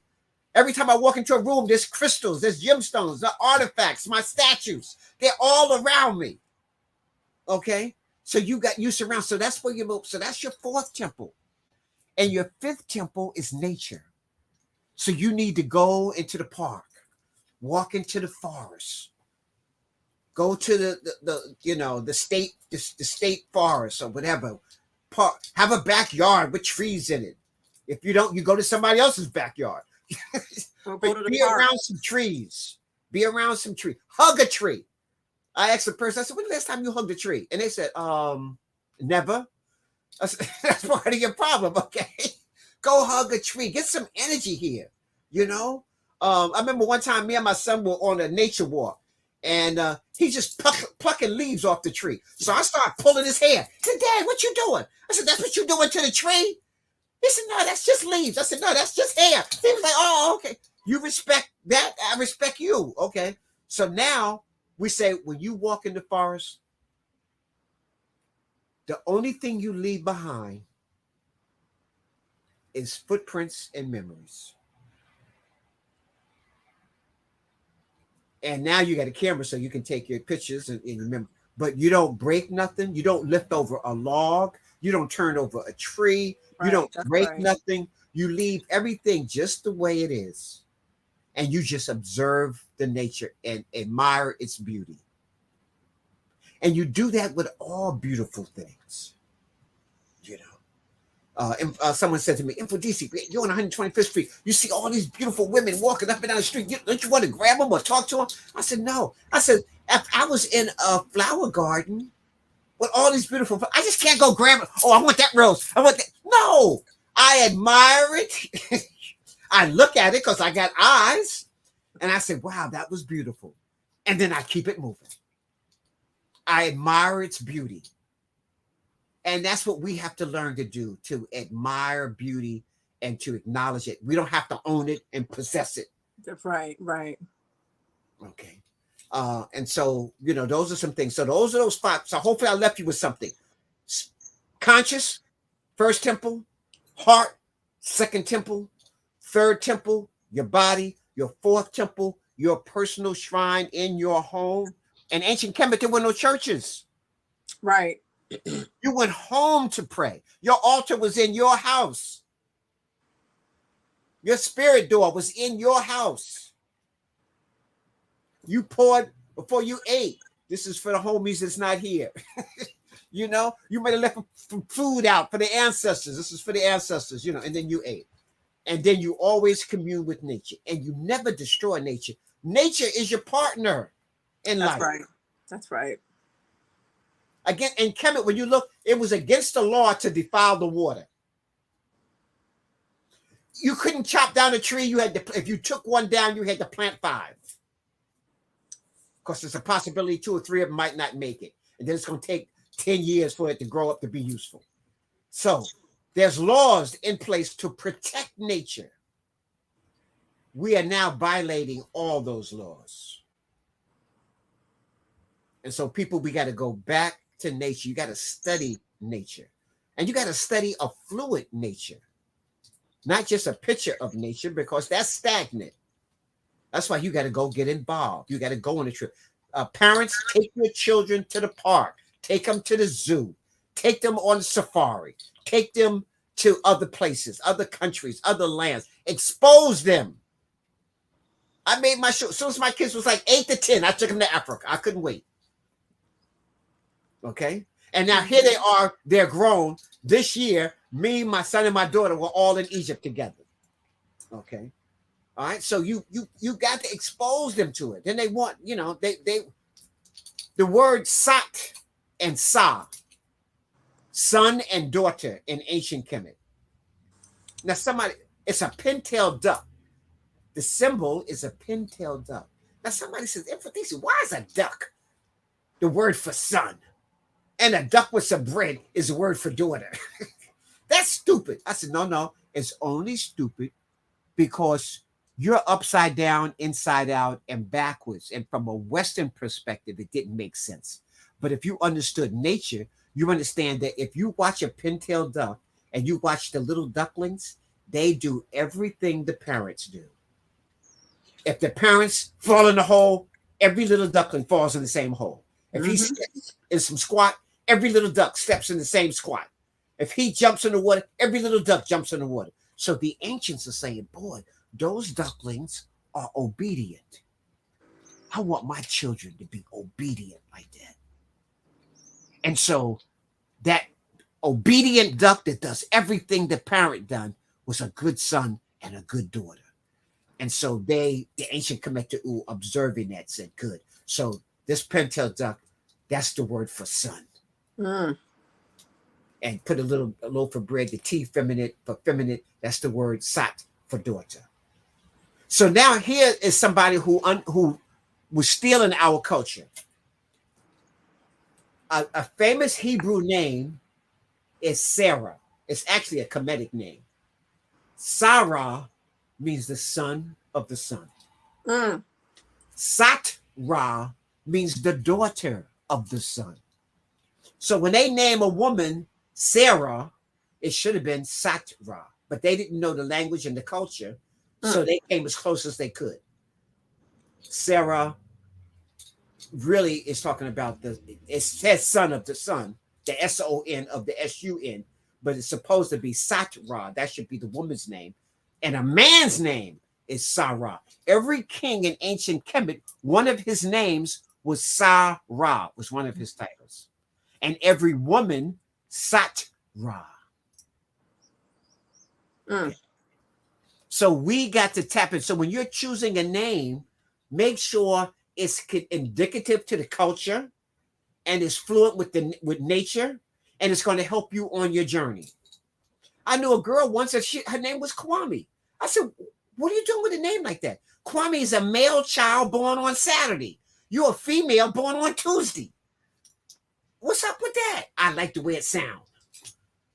I had a really good friend who I still love. Her name is Kim Orr. But Kim Orr is a masculine name. It means the great black. Your name should be Kemet Weret. That's the great black for a feminine name. See? So you got to stay within the cultural paradigm. So make sure as you're choosing an African name, as you're tapped into an African spirit name, if you have a Kemetic spiritual priest, then they'll be making sure that you get the right, cultural paradigm. That's your name, Saniqua. You just make up a name that don't mean nothing. Okay. No, a name is supposed to help you on your journey. That's why we don't say Ramses II. We say Urser Ma'at Ra Setepin Ra. Right? He is a powerful energy, a protector of Ma'at for Ra. And he was chosen by Ra to do this. That's what his name means. If you say Ramses II, that don't mean nothing. Nathan. He wouldn't even know who you were talking about. Don't call Tut Ankh Amen King Tut. Tut is the word for just image. Image of what? He is the living image of Amen, the unseen creative force of the universe. So don't abbreviate these names. A name is supposed to help you on your journey. So Tasha has a question. Was Sa-Ra giving reference to Ra? Yeah. Sa-Ra is the son of Ra. So yeah, Sa by itself is S-A-A, can mean spiritual protection. And then we know Ra is the energy of light, that unseen energy that is that gives life to the planet here. So technically, Sa-Ra is the sun, the S-O-N of the energy. Sa, S-A-A, is the spiritual protection of the energy of light. Okay. So, and let me just show this to show that the Sa-Ra, that's the protective energy, is a life preserver. That's the glyph. The Medu Neter, it's a life preserver. Like it protects you in water. And so they put this around to protect you spiritually. So they understood that this life preserver can protect your life and save your life in water. And so they use that same symbol for protection in all things. See, so you had to know that in order to understand that that Sa is different. That was a good question, and the explanation was I wasn't expecting all of that. Lee said just hearing the vibrations using Ma'at Ra, Sintepen Ra gives off a powerful vibe. Yes. Gives off a powerful vibe. Yes, that gives off a power. Ursa Ma'at Ra, Sintepen Ra. That gives off a Ramses II. That did not do the same thing. That's Nathan. That's flat. Yes. It's boring. There's and nothing. Nobody in Kemet was named Ramses. Nobody was saying it that. It was Mesu Ra, and they read it backwards. And then put some letters behind it, some numbers behind it. Let me just say this here. In ancient Kemet of 4,000 years, no two rulers had the identical same name spelt the same way. Just like no two rulers had the same fingerprint, no two rulers. It's the European Egyptologists that said, Amenhotep II, Amenhotep III, Amenhotep IV. If you looked at their names, just like you got two names, my first name is Jhutyms, but it's Jhutyms Ka in Haru. Mfundishi, Jhutyms. Mfundishi is a title. Okay, so Mfundishi, great spiritual grandmaster. So, but everybody's name was different. There was no Ramses II, the third, the fourth, the fifth. Each one, the second part of their name was different. I have a son. My name on my birth certificate says Hassan Kamal Salim. My son is Hassan Iman Salim. So when he was coming up, we called him Hassan Iman. When I was coming, they just called me Hassan. So I was Hassan, he's Hassan Iman. Okay. So everybody, he's not Hassan II. You know, the Europeans do that because they must have ran out of names. They got Pope John Paul the 59th. Well, you gotta Pope John Paul the 99. How come you gotta have 99 of them guys? You couldn't think of no more names? And what they did was superimpose their culture on top of ours. So Right. Egyptology is a European study of an African culture. Right. So And they that's- superimpose their values on our stuff. And that's So- why it's important to be able to read the Medu Neter yourself so that you can interpret it. And it goes back to the paradigm and adding historical culture to it, and really putting on the correct lens, to use a modern term, of our own culture and returning ourselves back to that. So that everybody know, every time y'all see somebody the second and third in the Mdu Ntr, that's wrong. If you look, what you got to do is look at both of their names. They might have one name that's the same, but you look at the other name, and each one got a different parallel. The person they call Ramses III, his second name is totally different. Right. So just say both names. Just like you got a front name and a back name. Sometimes you have a front name, a middle name, and a back name. I had 2 middle names. Yeah. So, and that distinguishes who you are. It sure does. That's and you don't give your child. I did a spiritual reading for somebody, and we got to the name part. His name was Rufus Thomas Booker T. Washington the 8th. I said, y'all did that 7 times? Y'all did Rufus Thomas Booker T. 7 times, and y'all didn't see nothing wrong with that? And he was talking about, well, I gotta be the 8th because I don't want my ancestors to, I don't want my father to feel bad. No, man, you need to break this paradigm. You need to change the paradigm.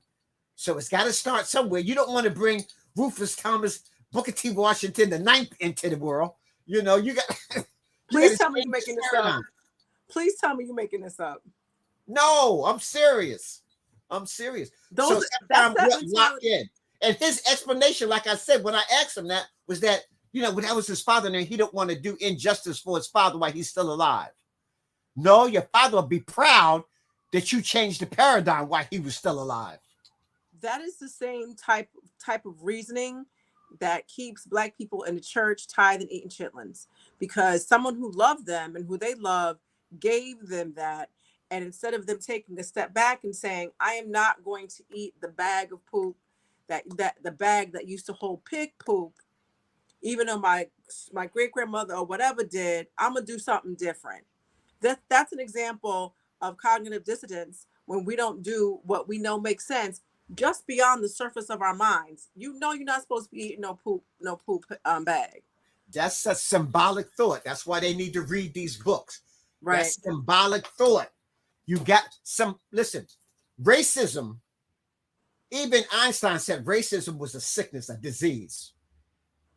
I don't like you because your beard is white. That's crazy. I don't like you because you're Black. I don't like you because you got nappy hair.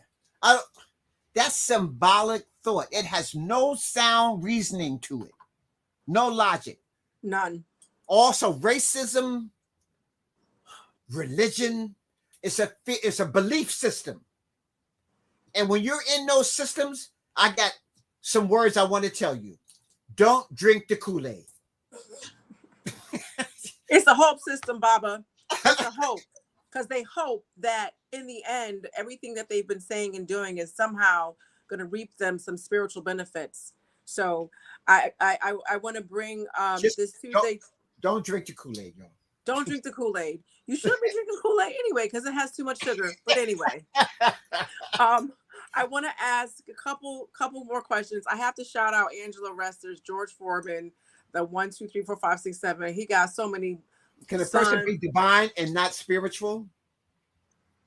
Yes. And I want to say yes. Because let me say this here. We are all divine. You heard this expression? We are divine spiritual beings having a divine human experience. So to be spiritual is to tap into your divinity. That's right. It's there. Even a fool is divine. He just don't know it. Period. The guy who's in prison doing 99 years, who they killed 80 people, stole everything he could come, he's still divine. He just didn't recognize his divinity and chose not to go that route. Okay, so all of us are born, a baby is born divine. No baby is born in sin. That's the craziest thing I ever said. This beautiful baby coming out is in a divine state. That's right. Now, you can teach it to become spiritual, or you can teach it to be a fool. Let me say, most racism is taught by parents. When you see those racist bigots down south, it was done by parents. Let me just do, Seshat, just take 2 minutes to do a little folktale, right? There's a folktale that was taught to me. And I'm showing you how bigot racism is and how it operates. So in this folktale, there's a white family, and they're in Mississippi. And the white family is a clan family, right? But the little boy don't know anything about the clan, really. The little boy is about 5 years old, and he's watching his mother make a chocolate cake. And the mother's whipping up the chocolate cake, and she got the chocolate icing over to the side. And the little white boy grabs the chocolate and puts it all over his face and said, "Look, Ma, I'm black." And she smacks him across the face and said, "Go in there and show that to your father."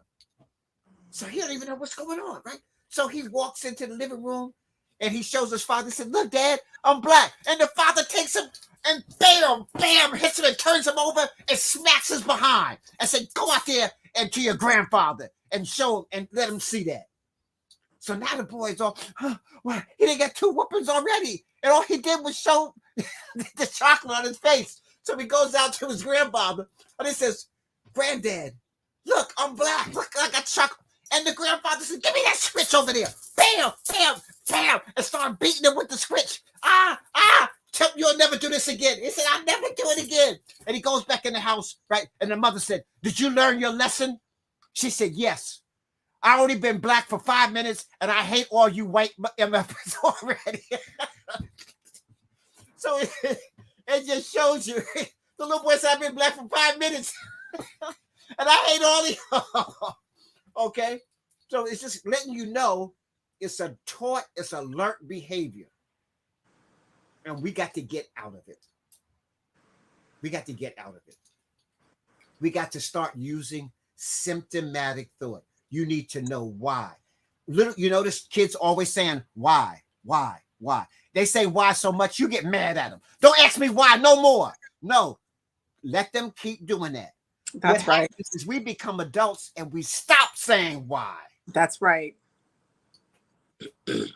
No one is born in sin. Everybody's born divine. Everybody is not spiritual.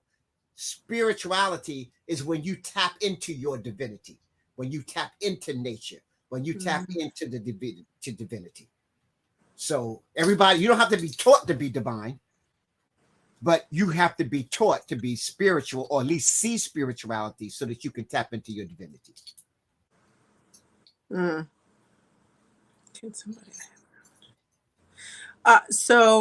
we're getting all these great questions. AJ Hodge said, "Can somebody have knowledge of self and not know ancient history?" And not know consciously? Okay, let me say this here. Is that person of African ancestry? I'm assuming. Right. If that person is of their DNA and they're of African ancestry, then they can have a lot of knowledge and still not know their history and culture. Because let me explain something, and I really appreciate this question. Knowledge is just a collection of facts. You can have a collection of facts and still be a fool. Wisdom is the correct use of knowledge. So a person, you can have your PhD and you still got blinders. Look at Clarence Thomas on the Supreme Court. I'd rather not. He got a lot of knowledge, but he's a fool. Look at Herschel Walker, the Heisman Trophy winner in Georgia. He's a fool. Look at the guy who Trump put as the head of HUD, who was the open heart surgeon. He's a fool. But he's a brilliant surgeon. So he got a lot of knowledge. He can teach you how to save a life, but he ain't got no common sense. And he definitely don't know his history. I heard the man Carson. say in a press conference that the pyramids was built by the Jews as for a corn asylum to store corn. And he actually said that in a press conference. And you're running for president of the United States? See, so to answer this person's questions, you can have a lot of knowledge and still be a fool and yet not know your history and culture, because your knowledge base is programmed in a paradigm. So you know more about European history than you know about your history, but you got knowledge. You can be a mathematician and still be a fool. You don't know nothing about your history and culture, but you're a brilliant mathematician. Right, right. So you got a collection of knowledge, but you don't have knowledge of self. You have been programmed in a sphere. So let me just make that distinction, y'all. Having a lot of knowledge is not the key. The key is wisdom, how to use what you do know and have knowledge and history of culture of yourself. And one more story, Seshat. When I was in high school, we had an undefeated wrestling team, J.P. Stevens High School in Edison, New Jersey.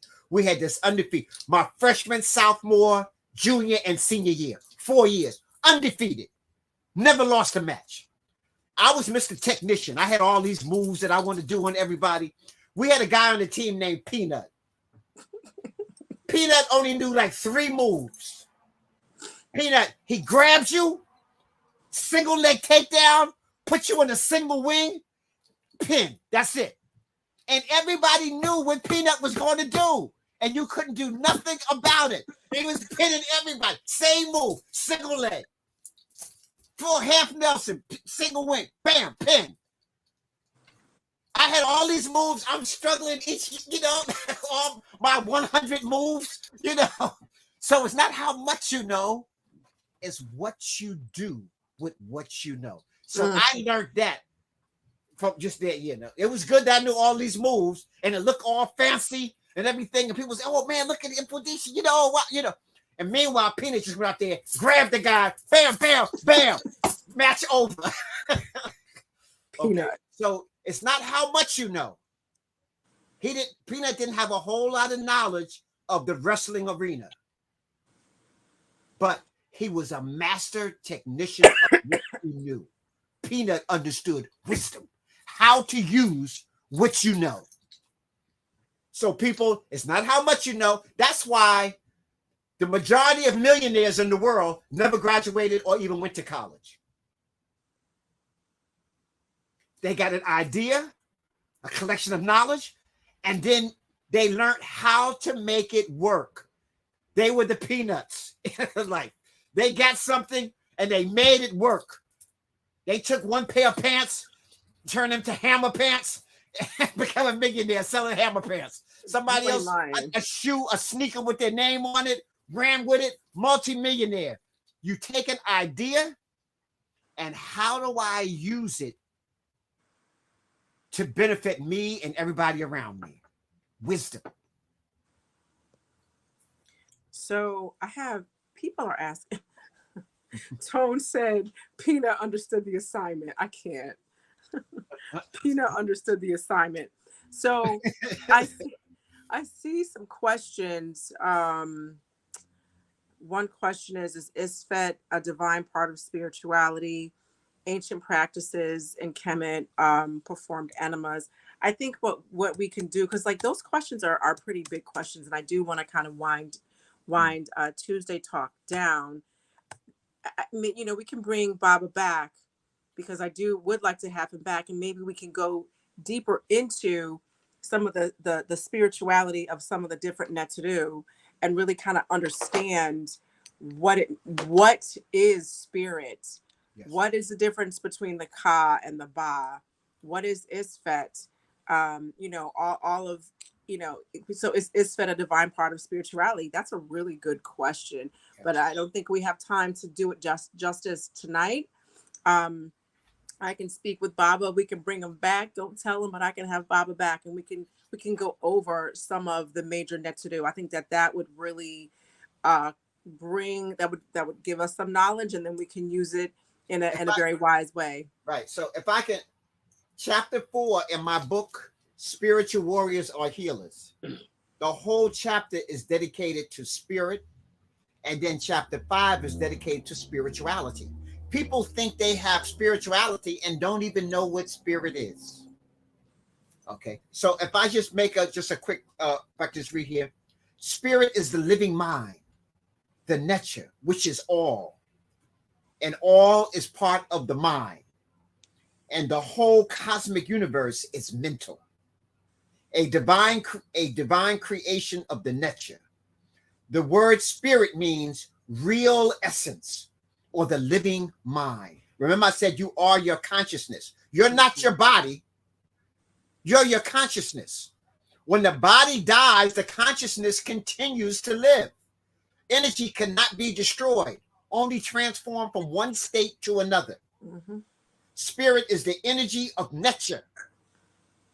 So your consciousness, this goes back to that other question, your consciousness is part of the nature, divinity, for some people call God.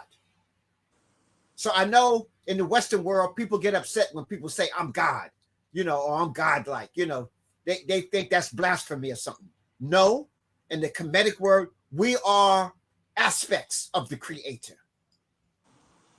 That's why I say everybody is divine, but everybody's not spiritual because everybody doesn't recognize their divinity. So, being spiritual is using your divinity in your life. Only the nature can direct the spirit of the divine creation, manifesting itself in many forms. Someone told a farmer once and said, oh man, you got a green thumb. You can grow anything. The farmer said, no, I don't grow nothing. He says, I create the conditions. That's right. For growth, and the nature makes it grow. Do you know the difference? So the farmer didn't grow nothing. He created an atmosphere conducive for that. So mothers and fathers, parents, your home is supposed to be like that. You got to create the conditions for a divine spirit to grow in your child. So an educational system, the number one component of education is the parent. The school is secondary. Taking them on the trips, that's your parents. Exposing them, that's the parents. School is secondary. Don't relinquish that to them and then you do nothing. You are the primary source of education. So did you understand this spirit? So spirit is the essence of all things. And because spirit is the living link to the nature, all things are spirit, all things are alive and connected. That's why you can move objects with your mind, kinetic energy, because you and the object are what? Connected. And that invisible force field, remember we said spirituality, so the spirit can't be seen, can't be touched and felt, but you can see its end results. So I'm looking at the object with my mind and I move it. Technically, science can't explain that. Metaphysics can explain it because they realize there is some energy that you can't see, but we see its results. Mm-hmm. Like a magnet. Mm-hmm. You can't see the magnetic pull, but you can see the results of it. Spirit is the same way. Okay, so creation is a continuation of the divine will, which is the consciousness of nature expressing itself outward and inward through all things. If you were looking at a magnetic electrical microscope, microscope, and you can look to the smallest entity that they can possibly see, a quark. When I look at the object, Seshat, I see it. It appears and then it vanishes. It appears and then it vanishes. When you look at it, when I see it, it's there. When you look at it, it might not be there. And it appears and vanishes according to you. So that means that divine creator sees itself through you, through your eyes. You have an effect on all things. All I know things. people think they're not, they don't think they're that powerful. You affect something. You affect everything around you. You are a nature-like creature. So your energy, if you were to take a Geiger counter, for example, and put it in front of your body, it would go, you put it near the eye, the eye gives off more energy. Have you ever felt somebody staring at you? Yes. So what are you really feeling? You're feeling an energy force. So somebody's staring, and you can feel it clean across the room, right? And then you turn around and the person goes, you know, like they weren't Or they even keep looking, staring at you. Or they keep staring at you. or keep staring at you. Yeah, that's when they just don't care, right? Okay. Right. But a lot of times they try to, try to play it off, So what is your spirit saying? Your spirit soul, the Ka, remember we talked about the spirit is broken into 9 parts. The Ka part of your spirit says danger. Danger. Because ain't nobody supposed to be staring at you intensely like that for a long period of time. You notice if you're looking at a deer through a telescope, through the scope of your rifle, and that the deer could be 50 meters away. When that scope hits that deer, the deer, look, and he's jetting because he can feel that somebody's on him. That's a feeling. So it's the same thing with the human. So I'm trying to show you there's this energy you can't see that's all around us. So I'm trying to show you aspects of spirit, this thing that you can't see, but you can feel it. You felt somebody staring at you. It penetrated your aura. Yep. And you felt it just like somebody touched you. So in deep meditation, if you can do that, some people who are a little bit more sensitive, a little more tuned in, can feel the pain and the joy of the universe. Okay, so I'm just trying to say you. So spirit is this energy. So now, how do you use spirit? Is another thing. Spirit lives on many levels. There are spirits that we can see, and there are those that we cannot see. There are spirits we can feel and comprehend, as well as spirits beyond our comprehension. There are ancestral spirits, nature spirits, animal spirits, guardian spirits, clan spirits. Those are just like you have karma. You can have ancestral karma. You can have family karma that has nothing to do with you. You were born with the karma of your mother and father. Some priests in ancient world didn't have children because they didn't want to create more karma. Because now when you have children, you got your karma and you got your children's karma. They affect you. Okay. So some people understood that. And so you had some monks and some priests. It was beyond celibacy and all that. They had to do that. They didn't want to create karma. They realized that you had to make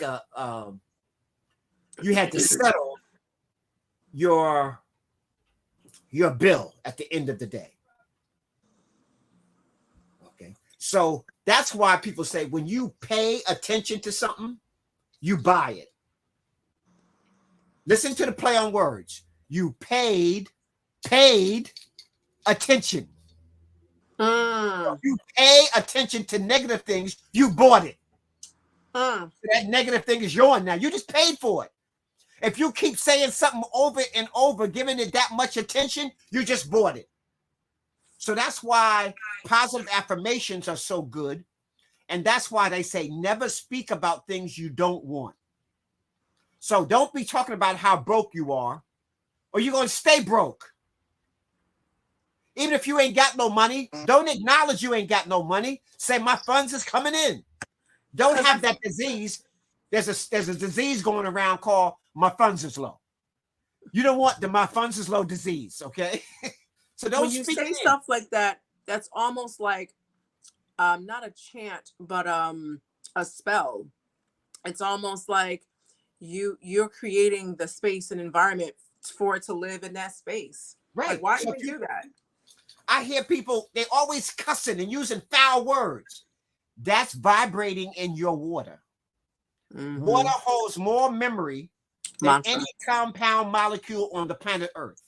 So I hope that people are listening. Yeah, when you do mantras and stuff like that, you're programming your water. That's right. And you're putting positive energy. There's a author. I have the book here. It's called the Art of Water. It's by a guy named Moto. And what he did is he took water and he spoke into it. And he would say things like love, peace, calm. And the water would form perfect little crystals, like snowflakes. Then he would say stuff like, you fool, you idiot, you imbecile. And the water would form deformed crystals or wouldn't form a crystal at all. So, and it didn't matter what language you use because the intent. Right. The energy. So you can say love in Medu Neter. You can say love in Swahili, Pinda. You can say love in English, no matter what language. And this Neter understands all languages because it's a vibration, it's communication. So the water understands all languages. It understands the intent. And so when you are speaking, your body, like the earth is 70% water, your body is 70% water. So positive self-talk is even more important than your outer talk. Some people treat themselves so bad. Oh, I'm having a bad hair day. Don't talk to yourself like that in the mirror. You're in the mirror. Oh, I just can't get it together. No, don't ever say that to yourself. Right. You bump yourself in the chair. You go, oh, I'm so clumsy. And then you know what your body says? Oh, wait till you get to the steps if you think that's clumsy. Right. Right. Okay.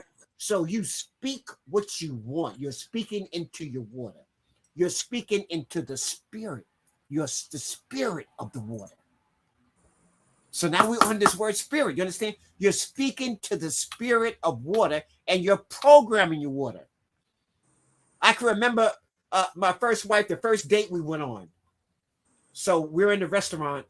So the guy brings the water out, right?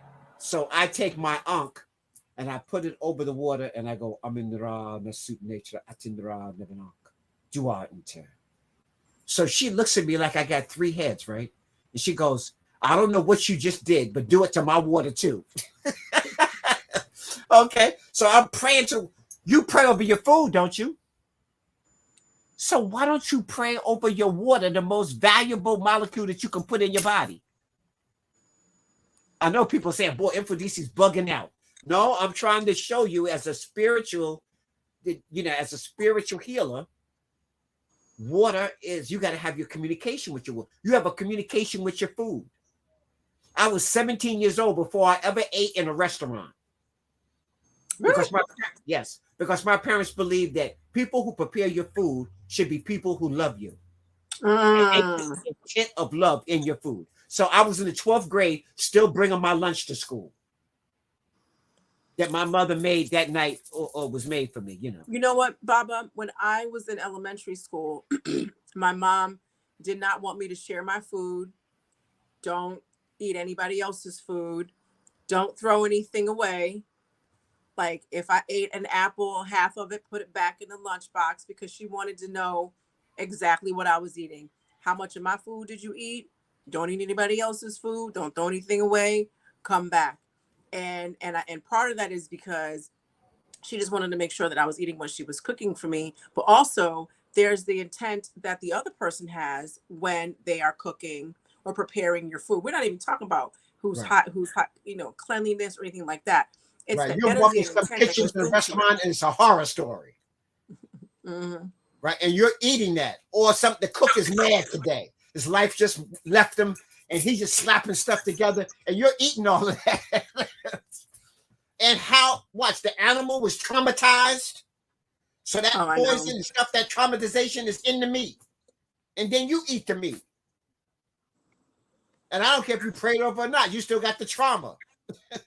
What's the difference between kosher, halal, and regular meat? From my understanding, it's the way that the animal is raised and the way the animal is slaughtered. Right. So in kosher and in halal, the animal is supposed to be raised in a humane environment and fed good food, not slop. Right. And this is the most important part. The Jewish rabbi prayed over it. Right, and I forgot that part. Prayer. And or the Arabic or the Muslim imam prayed over it. That makes it halal. Kosher. The Jewish rabbi prayed over it. It was raised in a humane way, but it's still the same meat. But they feel that it's so much better because of the energy that was in the meat. The animal wasn't traumatized, busting the head, hit with a sledgehammer, tranquilized, kept in a horror situation, and then now you're eating it, so you're eating the horror. So I just want people, come on, you can't beat a plant up. The greens is going to be greens. They're in a divine state. You just wash it, you eat the greens, okay? So you can't traumatize the green, okay? So the vegetables, I think it's pretty hard to traumatize the vegetables, okay? And fruit. And so you're eating the love of nature. So I know we're not going into food, but I'm just trying to show people you speak what you want. And you can talk things into existence. So watch how you speak to your water. So when you're praying to your own water. You're praying to the divinity within yourself. Remember, you are a divine spiritual being having a divine human experience. You are so powerful. You can't even imagine how powerful. And the Western world spends zillions of dollars every year to make sure you don't know how powerful you are. Say that again. So that you don't know who you are. There's a picture or a video of an elephant in a zoo. And the elephant has been beaten and traumatized. So not to escape. So they wrap a piece of string around his leg and attach it to a plastic chair. And the elephant can't move because he thinks he's bound. That's what's happened to our mind. The elephant can go anytime he wants and can't nothing stop him. He's the most powerful land creature on the planet. We are the most divine, powerful people on the planet, but we're still enslaved because we don't know how much power we have.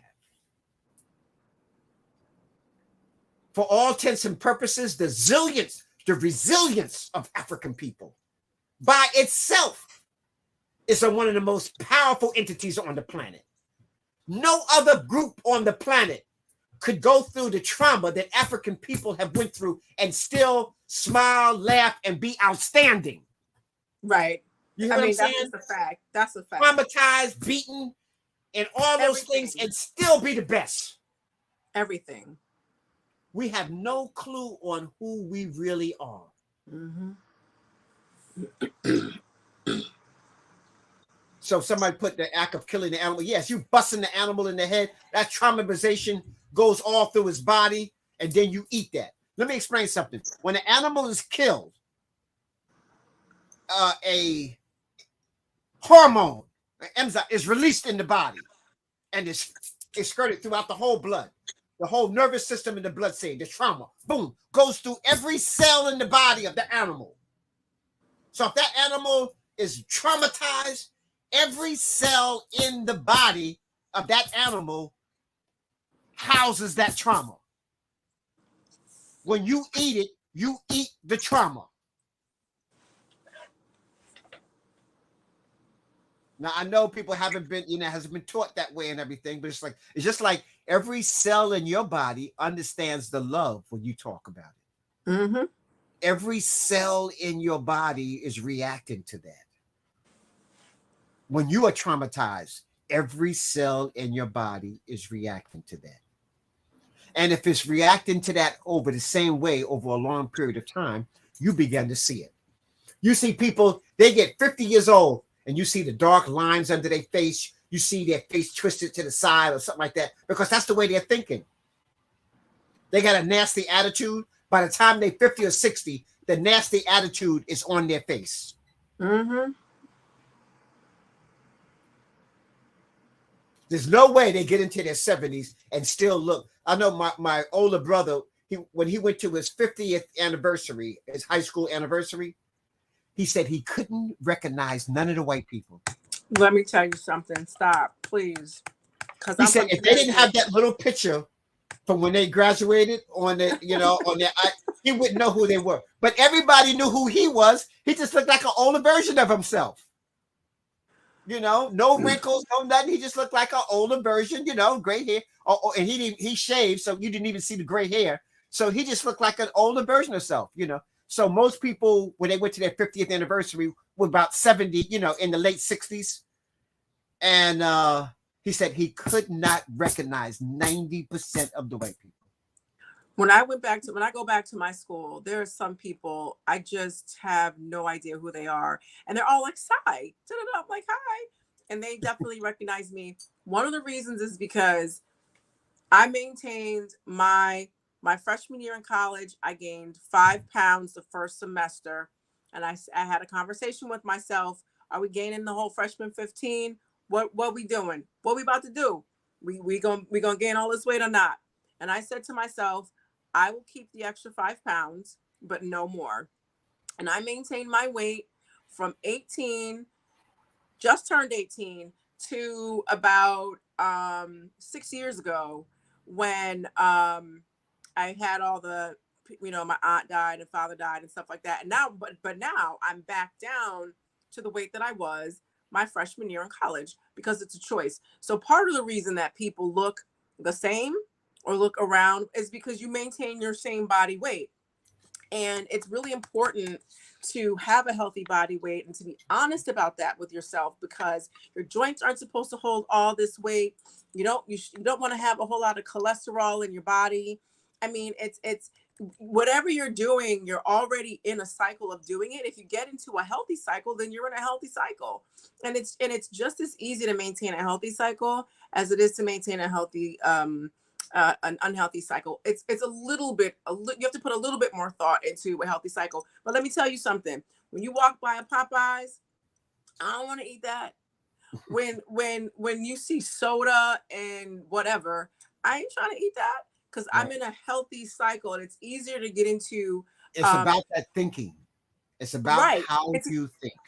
I was at a banquet one time, and the guy knew me, right? So he comes up, he goes, "Oh man, Mfundishi." He said, "Oh man, I'm really into you, man. I got all your tapes, your DVDs. I go tonight listening to you, man." He says, "Listen, I'm gonna hook you up, man. I'm gonna give you a whole crate of soda." I said, "No, man, I don't want no soda." He said, "No, it's free. It's free." I said, "Brother, I don't want to." He said, "You don't understand, Mfundishi. I'm trying to hook you up, bro. This is free Pepsi." I'm like, "Bro, I don't drink Pepsi. I don't give Pepsi to my family. So free poison don't mean anything. I don't want free poison." Now, the average person would have just took the soda and drank it, knowing it's poison. So people, whether it's free or not, if somebody paying you to drink it, you don't drink it. So you got to have some principles. That's right. Somebody like, "Oh man, I'm hooking you up." No, you're not hooking me up. You're trying to kill me, bro. Mm-hmm. Your intent is good, but the reality of your intent is not good, because you were operating in ignorance. So I didn't blame him. The brother was really trying to help me. He said, "I'm hooking you up." I'm like, "No, bro, you trying to kill me." And then he's telling me to bring it to my family. No, that's all right, bro. And that's akin to eating chitlins. I swear I'm going back to the chitlins. When somebody who loves you prepares this plate of chitlins, you love this person and they love you, but what they're giving you is something that you shouldn't be taking. And listen, people, it's 2022, and we have to be honest with ourselves about what it is that we need to do to change, and we have to be honest about what it is that we can do to help our people change. And honestly, we have to get rid of political correctness. And I'm going to tell you why. Because political correctness has gotten to the point where it is just nonsense.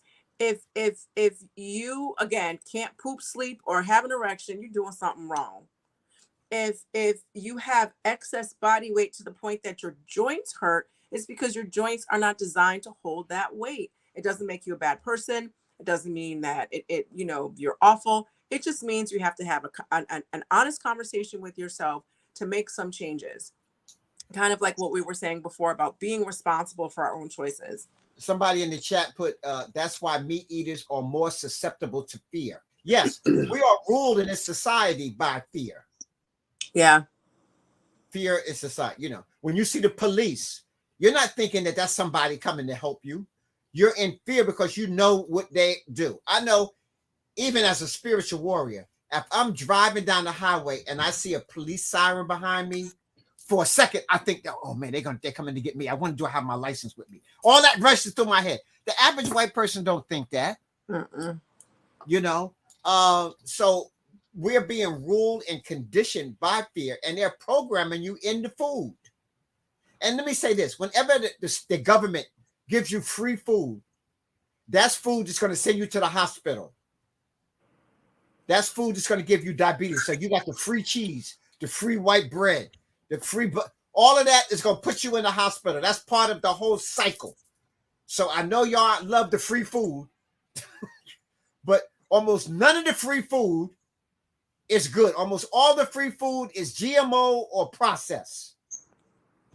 So I want you to think about that. They're not giving you no free cabbage or no free collard greens. Okay, all the food they give you is GMO, or it's just pumped with fear. It's bad for you, pumped with hormones And listen, chemicals. when the doctor asks, what is your family history? The only reason why they ask that, because if you're doing the same thing your family's doing, then you're going to have the same disease. Right. Almost all my family members, elders, have sugar diabetes. My mother, she died at 90 something, but she died of complications of sugar diabetes. Okay. But my aunts and all of them, uncles, all of them, sugar diabetes. My favorite cousin, sugar diabetes. He had amputee. He got his foot amputated, then his leg amputated. He just wouldn't, just the sugar. He just couldn't help it. Okay. So now I know if I eat like that, the same thing is going to happen to me. So I'm very cognitive of what I eat. Okay. And it's so I don't have the same history that people in my family. It's only hereditary because you do the same thing. Right. It's a choice. It's a family choice. So you have the choice to change. You want to become a vegan, you ain't going to be the same thing that your diabetes like your mom's had or your pops had or your cousin had. You have a whole different thinking process, a whole different dietary, and you're not going to be ruled by fear. That's right. That's right. That's right. You're going to be ruled by love. Yes. So people, pray on your water, pray on anything you drink, anything that you consume into the body, put a spell on it. You hear what I'm saying? You put a spell on it. You speak to it. That's a spell. A positive spell too. Positive spell. Yes, yes. So thank you so much, Baba Mfundishi. We learned a whole lot, and people are asking lots of questions, spiritual based questions. And when we get off the live, just hang back so that I can get all the information. I'm going to update the flyer tonight, you guys. So wherever you saw the flyer, most likely on the Shrine of Ma'at Facebook page, then that's going to be where I'm going to put all of Baba Mfundishi's information, which whenever you're in New York City, come through. He's on 125th, and it's definitely worth it. And also his classes, his online classes, his daughter's class, definitely worth it. Baba, thank you so much. I really let me just tell them what classes we have before we go. Okay, so we do have Medu Neter class, beginner, intermediate, and intermediate classes on the website. You'll also in the spring be able to take master class under me. We have Kemetic yoga. We call Ma'at Akuba Ankh. We teach that on Saturdays and Sundays in the shrine. So I'm also the artistic director of a Black Culture Museum called the Genesis Black International Culture Museum. It's 504 West 126th Street, right off of Amsterdam Avenue. So it's a culture museum. We give a program. The next program we give in the museum is December 18th. That's not this Sunday, but the following Sunday, from 12 to 4. So you can come. I'm there at the museum every Sunday and Monday, but we also do tours by appointment. So you can come in anytime during the day. You just call, and we take you through a tour. It's basically a Kemetic museum that's on Black history and culture. But the idea is pushing culture. So Kemet is the foundation and the main thing. And then we have other artifacts from West Africa and stuff like that showing this semblance. Um, and by the 18th, we have a fantastic gift shop. So almost everything you buy from me on 125th Street, you'll be able to buy inside of the Cultural Museum. We offer crystal classes there twice a month. There's a crystal class. We have a herbology class. The herbology class is online. So that's Mfundishi Jhutyms online. So herbology, all those things I say, you need to understand the spirit world. So I teach the spiritual classes. And every time we have one of these programs, I do a spiritual connection. People can become initiates of the Shrine of Jehuti Haru Nebhu. We initiate and create Kemetic priests, healers, divine healers, who are teaching Medu Neter, teaching herbology, teaching crystallology. So those are some of the three major, like each shrine might have specialties that they do. So we do crystallology, herbology, and the Medu Neter, and Kupagani and Gumi, or ancient Egyptian yoga and meditation. So those are the things that that we teach in our shrine, and we can certify you as a teacher so that you can do that. Like I said, my students now are actually teaching the class that can teach outside. We also added Swahili, Brother Wajedi. We learned some Swahili, so we introduced Swahili into that. And Swahili is one of the most widely spoken African languages on the African continent. Mm-hmm. So all those classes, we teach it online, and then some of them we teach in the Genesis Black Culture Museum. Okay. And again, that's here in Harlem. Hopefully everybody who hears my voice will come by. We do a Kwanzaa program on the first day of Kwanzaa, December 26th, at the Black Culture Museum. And we do the 31st, next to the last day of Kwanzaa. We hold a feast, and we hold a Kwanzaa program again. 504 West 126th Street off of Amsterdam Avenue. So the Black African Culture Museum. So I'm the director of history and culture. And we teach all those classes there. So you can come in, be inspired, get a tour, and be tapped in. Bring your children. Don't come by yourself. Bring your children and let them see what our ancestors have done. Mm-hmm. Gaston Brian, this is going to be our last question. An initiate if you live out of state. Yes, you can become an initiate if you live out of state. You can, because almost everything is virtual now. So when we have our initiate meetings, we have some people who are there physically, but it's also live stream. So, so you can be in Timbuktu, you can be on the African continent, you can be in Europe, you can be in any of the places in America and still go through our Kemetic initiation. So this is our absolute last question, and then everybody who wants to know which classes are online and which ones are in person, I'm gonna give you all that information. I'm gonna give you everything he said. I'm gonna give you that tonight, so you'll be able to click on all the links and visit the websites and stuff like that. Okay, and so I'm not ignoring the prayers that I'm using are in my book. Somebody asked or some of the prayers in my book. I have positive affirmations and prayers in the book Spiritual Warriors Are Healers.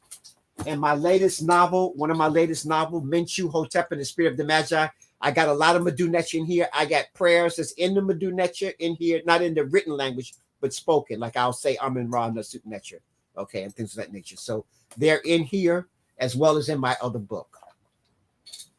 Okay. All right. So, wow, we got a whole lot. Thank you, Baba Mfundishi. We'll definitely have you back. It was my pleasure, my sister. Yeah. Yes, it was my pleasure too. And again, just swing on back in a few minutes, maybe 20 minutes or whatever, and I'm going to have the update for you. We will definitely have Mfundishi back, and we can go deeper into the Neteru, the spirits, the Kas and the Bas. I think that's kind of what the people were asking, because that's what people were asking for. So anyway, so I just want to say thank you again. I want to thank you for the donation that I got and some of the followers that I got on Instagram. I appreciate that. I will return any questions that you guys have. If you have any questions for me or suggestions for Tuesday Talk guests or anything of that nature, You can DM me on Instagram at Yoga Girl Sai. Please follow me there. I get my questions. It's easier for me to answer them from there. Okay. So, yes, all of these, y'all are on and popping in the chat today, boy. I'm trying to close. Y'all still typing like we at the club. I need to turn the lights on and just flash them back and forth a couple times.